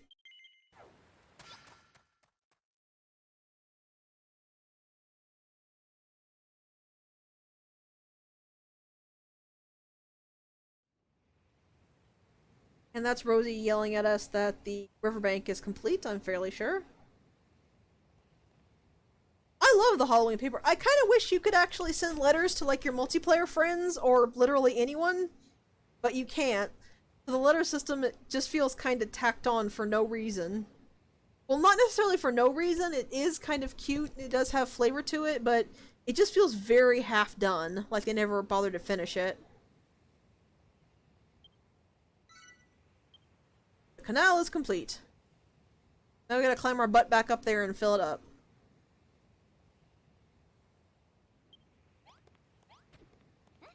And that was another. Have you ever seen me just like jump off and then plummet straight down? That was a case of the game decided it was not going to let me use the windbreaker. I actually have a habit of mashing A when I jump to force the game to pull the windbreaker out. Because tapping A just so rarely works.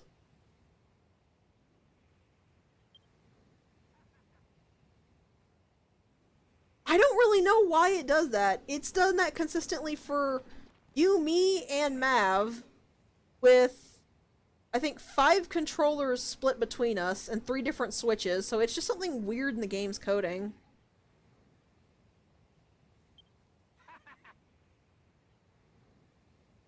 So why are you bothering me now?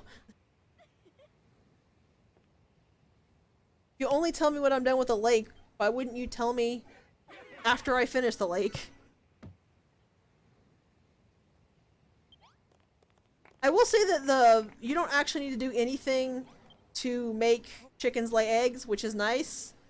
Cows need a stupid and very overly lengthy way to make milk, so I don't normally bother with it like 99% of the time.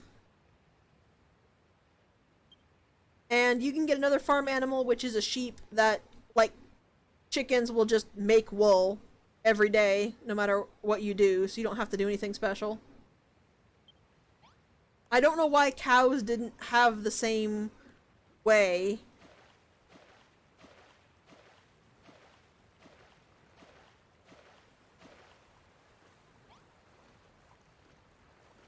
No, I mean, you can only do it once per day. And you only get 3 from it. While chickens and sheep will shed and lay multiple eggs per day. Which is why I kept finding eggs in so many places.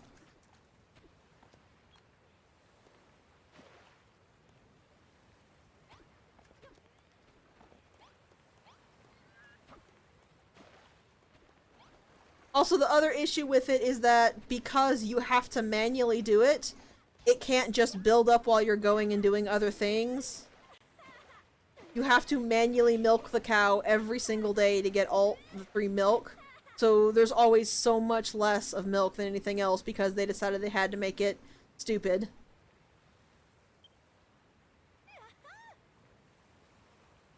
I think I only ever get like 1 cow And then I won't- shut up, Lulu. And then I don't bother to get any more because there's literally no point.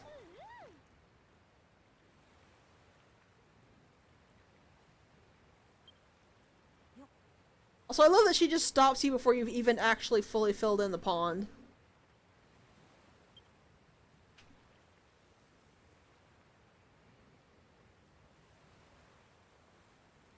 It is kind of impressive seeing how you've made the water wind around, though. Even if the dead rock all over the place is not, quite as impressive.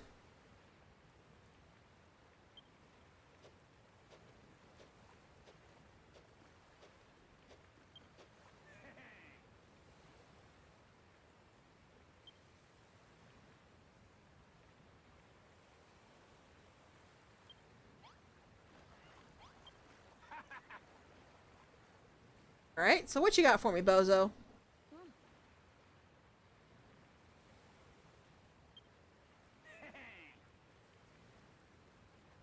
Yeah, I'll follow you in a sec once I finish this.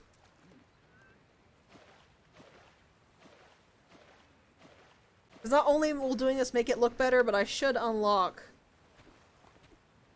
that thing once I finish filling this in.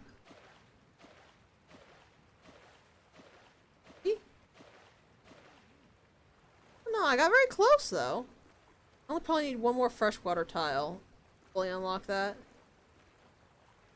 Which will be handled when we do Bonzo's thing. I think I've said his name a different time every time I've mentioned him at this point. He's an annoying twit, so who cares?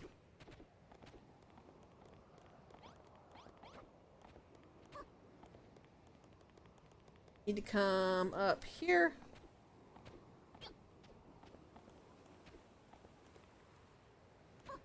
Nice thing is if you know where the NPC wants you to go, they won't stop and wait for you if you're there. They'll just immediately run to where you are. I wish way more games would do that.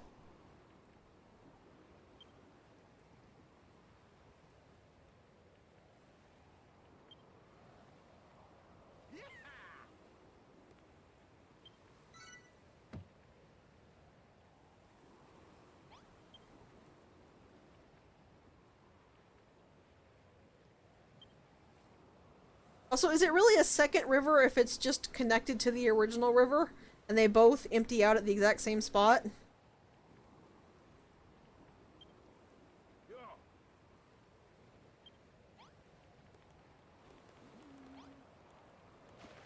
That just seems like one giant circular river to me. There we go.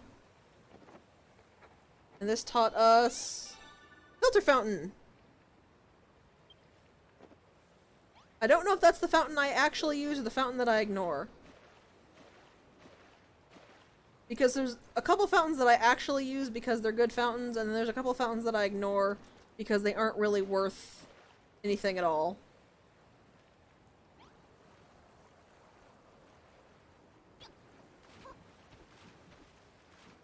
Because a couple of the fountains have effects that are so minuscule you literally have to squint to see it.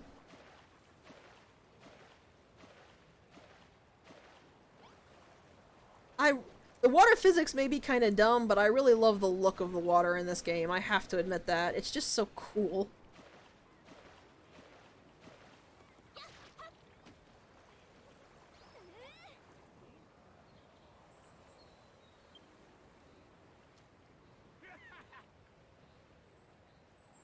The liquid physics may be kind of crap, but the actual liquids in the game are pretty awesome.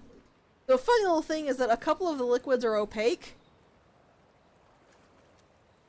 And sometimes, but if you want to see underneath them, if you disable, I think it's render water through windows, and then put a window down, you can literally see underneath the water. It's kind of hilarious.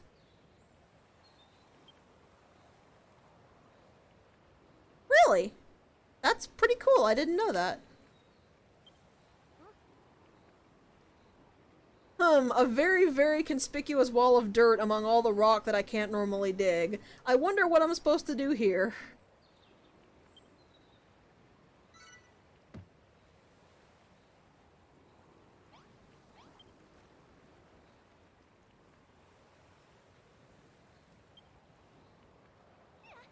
I guess it kind of makes sense it would be Earth, because it hasn't...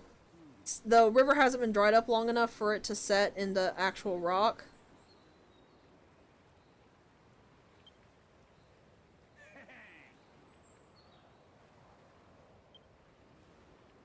Okay, I actually really love this part.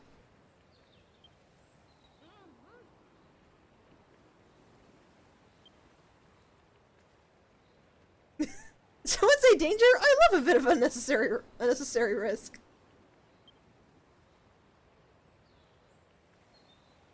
I really just love the... that's the one thing I do love that Lulu thought was just, I know how to summon Malroth! Hey Malroth! Danger! It's not wrong, but it's really hilarious.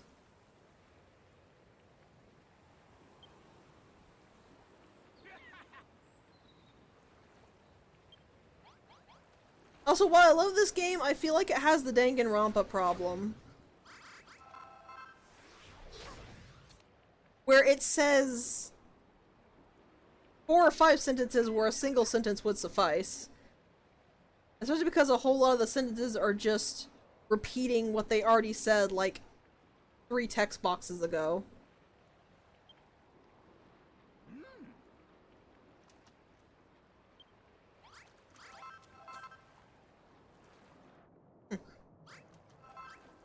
Also, yeah, since can't dig through rock, there's really only one way to go, and it's through the dirt. It kind of weirds me out because the other Dragon Quest games are not like this.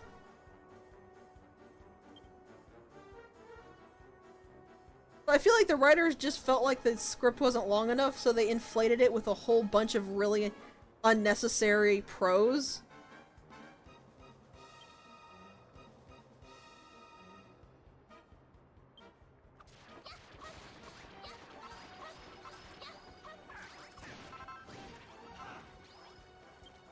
Which reminds me of something that my English teacher said. I think she was the primary school English teacher? Which was,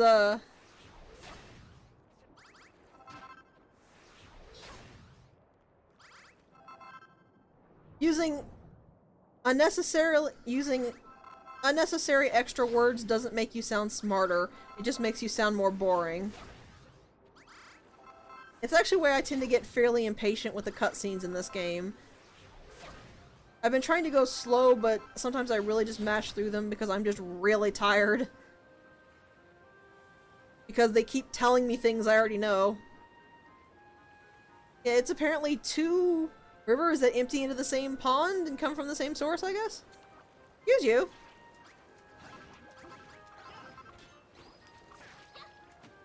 Alright, bozo. Let's talk while you're drowning in the water. NPCs actually can't drown. They don't have breath meters.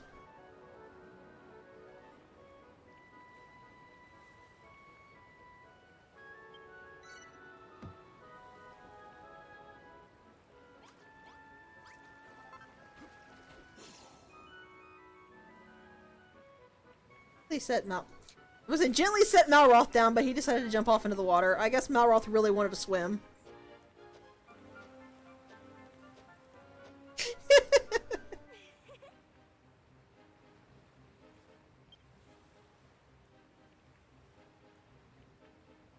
Moving sideways? What?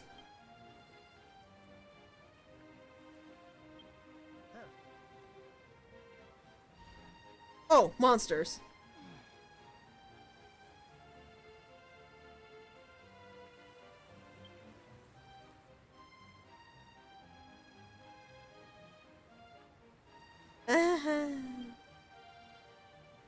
No. You will get no food, and you will like it.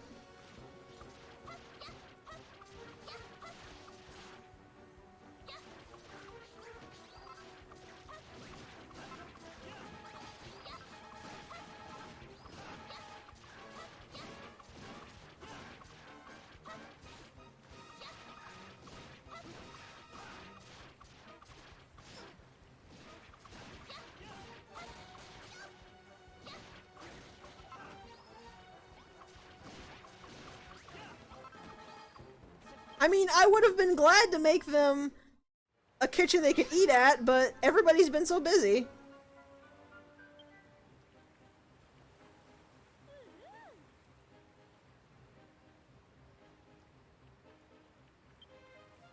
That I don't care about.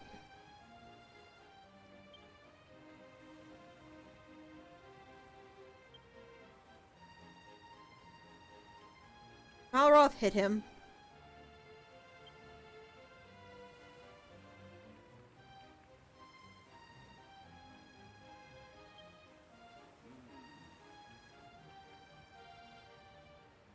Yes! Rejoice over Lulu starving. You know what, while we're at it, can we starve Bonzo too?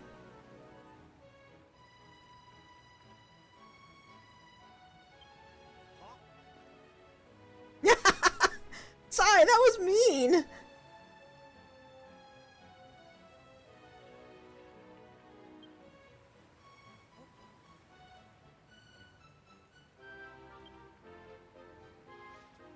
This is actually pretty awesome looking of a river, I have to admit.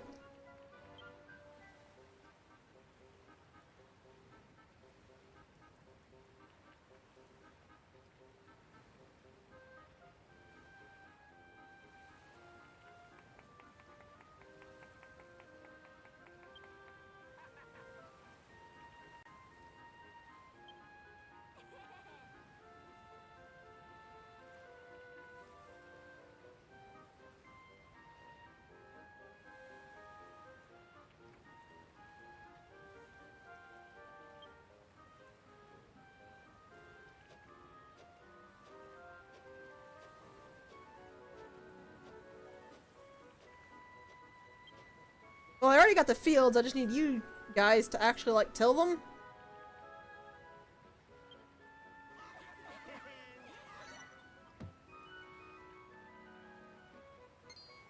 Oop, what did I learn?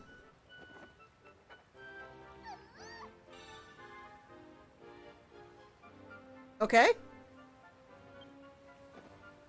Well, this is something more for a pool than, pond. But sure.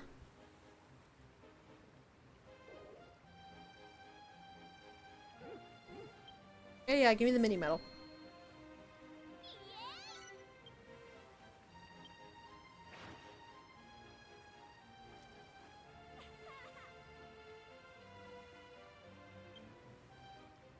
You alright, Malroth?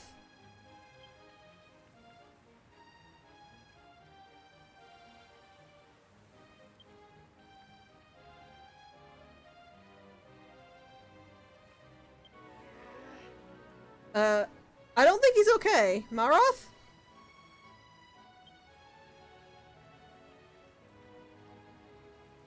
He's holding his head and writhing, Perry. I don't think he's okay.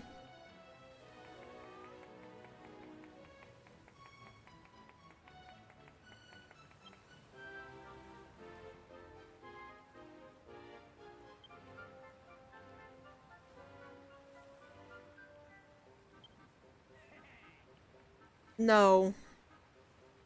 Absolutely, positively not.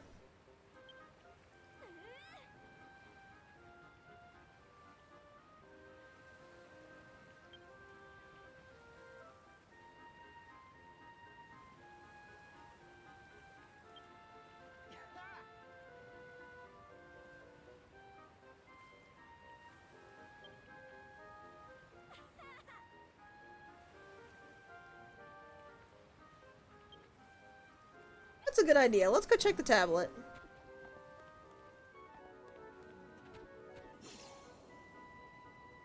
And I casually glide over here. What have you got for us, Mr. Mystery Tablet?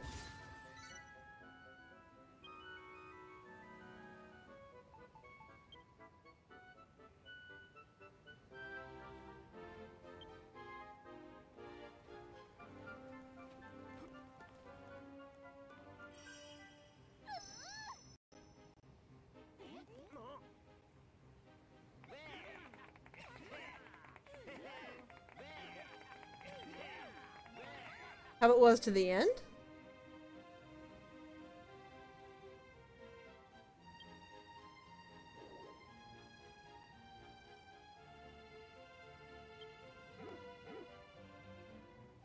And this is, I guess, the justification for why tablet targets appeared. Oh lord, here we go.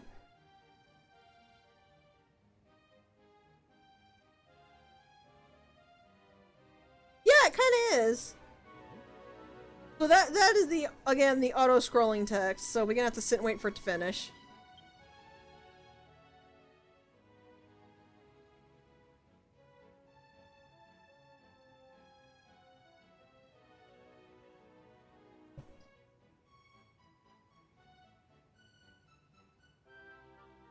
I remind you again, I cannot speed up or advance this text in any way. The game physically will not let me. I've said it before and I'll say it again. I really, really love this game, but some of its choices are so stupid.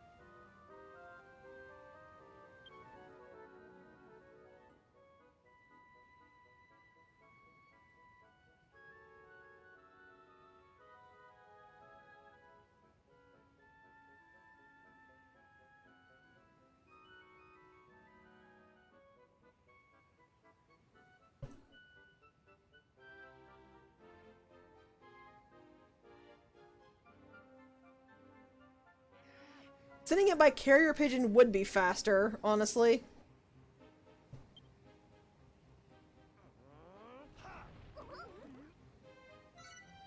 And Malroth gets a massive strength boost from this.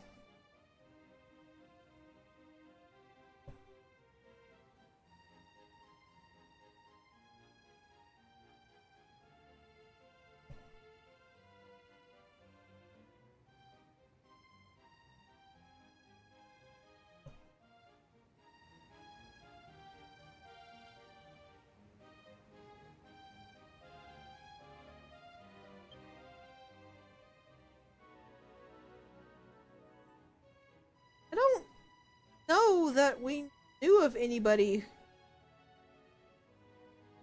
Like, we heard of Malroth, the god of destruction, but we didn't hear about anybody who actually he considered a friend or even a faithful servant. Which is, of course, assuming that this Malroth is the Malroth that we saw in the intro, which we still don't have any really proof for. Though, as you can probably see here, it's pretty heavily implied.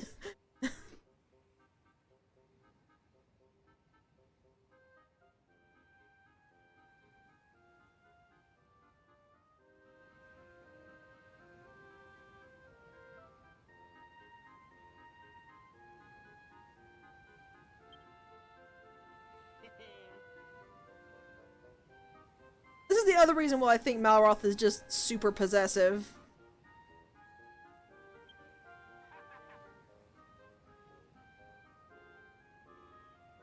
Don't kiss Malroth. That's my job.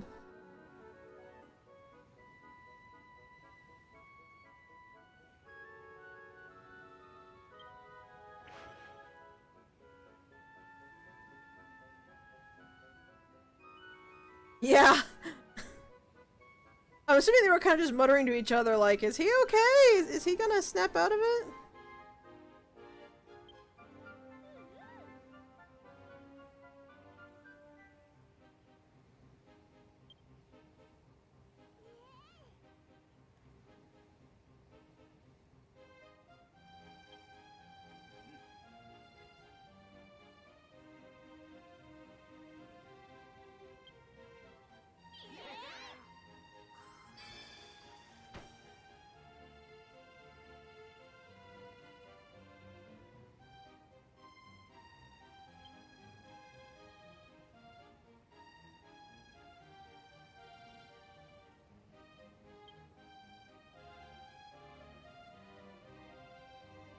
They'll never help us unless we actively hold their hands for it.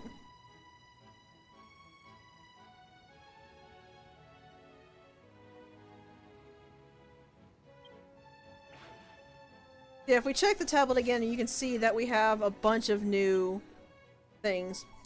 So build lots of rooms means we need to have 3 separate room types at once on the Isle, and the farmlands don't count for this. I don't know why, but they don't. We don't know what this one is. We need to build a restaurant.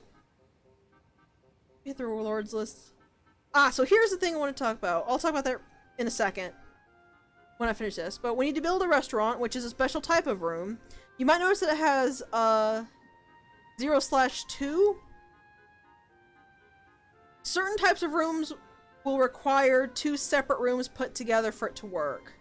So for instance, I believe a restaurant is a simple kitchen next to a dining room. And if those 2 rooms share a wall, it will make a restaurant. They don't even have to have a door into each other, they just have to be directly next to each other. Which basically means they share a singular wall. We don't know what this one is. This wants us to build a room somewhere up high, which is basically, it wants us to build a room on top of a mountain. It wants 50 things of meadow. I don't really know what this is. I think it's 50 tiles of meadow, but it doesn't go by the same tile the minimap does, so I have no idea. Same thing on forest. Same thing on water. Find more residents means we need to recruit 6 more NPCs. Light up the island means we need to place 50 total light sources.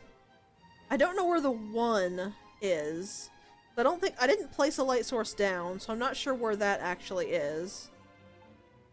Build a farm, which we already did. I'm pretty sure you just have to make a field for that. I'm not totally certain there. Don't know what this one is. Build lots of fields. This is a bunch of field tiles. 300. I think this is actually specifically blocks. This is 300 tilled soil blocks. Don't know, don't know, don't know. And this is for our recipes. We need to make 15 more different types of recipes, which is not going to happen for some time. Those are a bunch of new targets we can do. Every time you finish the initial core 3, it'll give you a bunch more. Oh, I need to make the animal pen like I was gonna make for the chicken.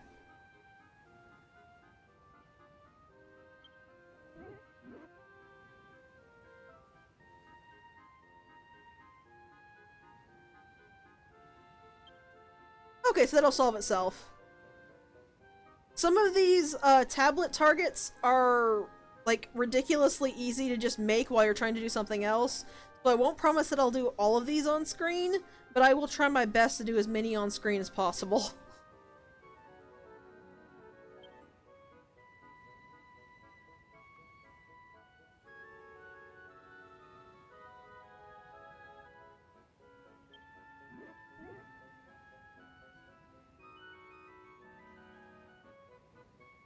Like, I think just playing the game normally, I got like 5 or 6 different ones just trying to figure out how to do certain things.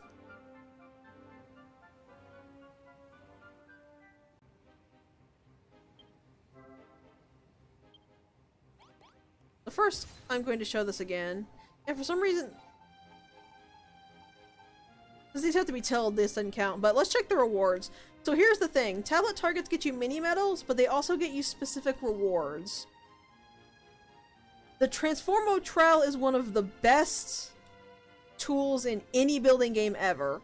That allows you to replace blocks.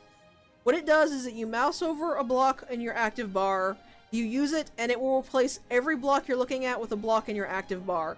It's so good. It is seriously the best tool in any building game ever. I don't know, like, many more games need to have that. You only need 5 to get it. 10 gets an upgrade to it, which lets you place blocks. You can place 2 block high walls at once with the upgrade, I believe it is. The magic pencil lets you make blueprints of your own, so you basically scan something you've built and you create a blueprint of it. So like I said before, with the fact NPCs will build, if you make the N in the wrong spot, use the magic pencil to trace it, move the blueprint over, and then the NPCs will fix it. The chisel allows you to make various different types of things like slopes, and it's pretty useful for that. I use it mostly for decoration. It doesn't have any really practical uses beyond that. The bottomless pot upgrade allows you to pick up more liquids than you could before. I believe that includes lava. Yes, you can pick up lava and move it wherever you want. And the build binoculars, I don't really know how to... I don't remember exactly how to describe those, but they're really, really good. They're more of a passive build that increases the range that you can build at, but it's one of those things you kind of have to see it to understand it. Either way, we're going to want to get pretty much as many of those as we want, so... Or as many of those as we want, as many of those as we can. I, at minimum, want to try to get 5 to get the trowel before we go into Chapter 2.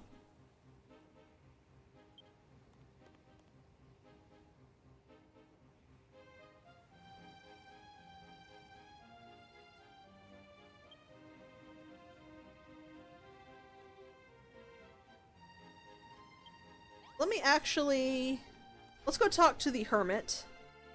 And then I will actually pull up a list of all the tablet targets.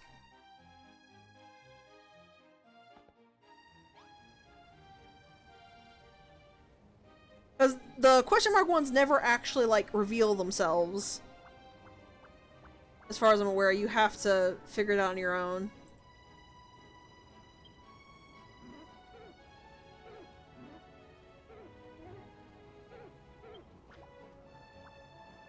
And here's where you unlock multiplayer. Yeah, you need to get, like, 13 hours in to unlock multiplayer. It's not the greatest decision in the world. But I mean, at this point, are you really shocked?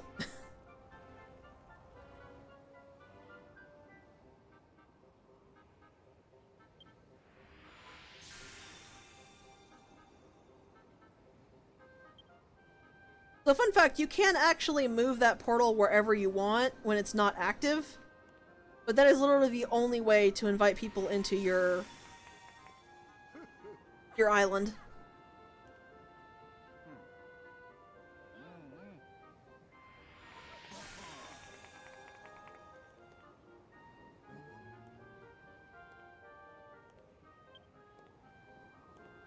You can invite, I think, up to 7 other people at once.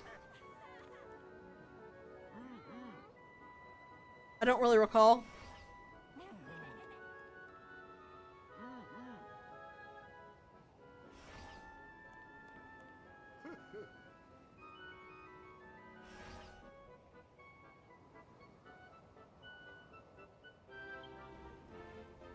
Unfortunately, this game does not have protections. If you invite somebody that you don't know to your island, they very well can mess it up completely. The only, well, I say it doesn't have any protections. It only has an all or nothing protection. Essentially, you can make it to where people cannot build anything. They can't place down blocks, they can't pick up blocks, they can't do anything like that. Which kind of defeats the purpose of playing in multiplayer. It's good if you want to give people a tour of your island, but if you actually want to play together, it's kind of totally worthless. But if you turn it off, then they can do everything that you can do, so... This is one of those games where you really don't want to play with people you don't trust. Especially because you can spend weeks building up one thing, or one area.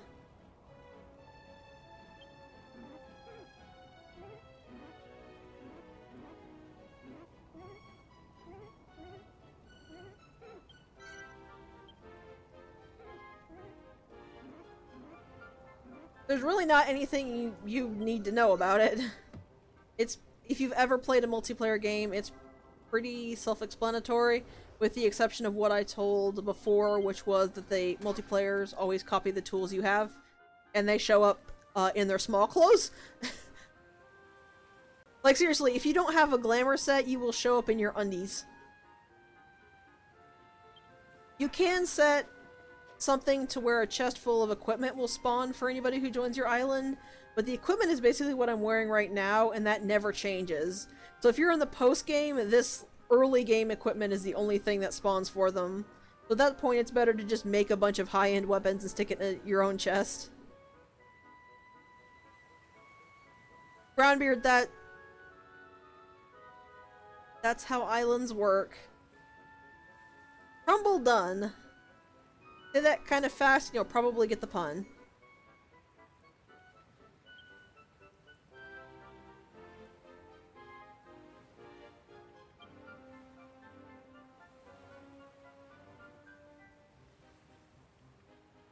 As you can probably get from the fact they're stressing metal! Metal!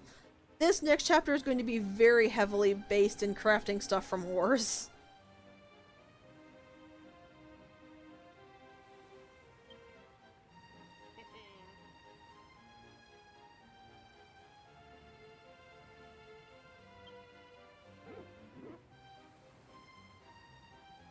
And anybody who's played a Dragon Quest game before probably has a very distinct picture in their mind of who specifically we're going to see.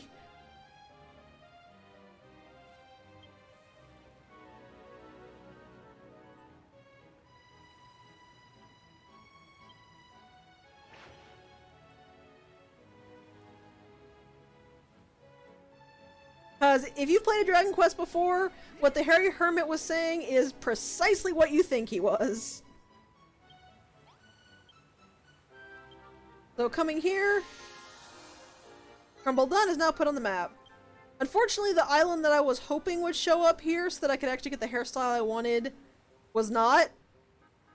I don't know when that shows up. I think if you have to go to Crumble Done and then immediately leave to get it, or if you have to finish the chapter. But I mean, that's unfortunate. Oh well.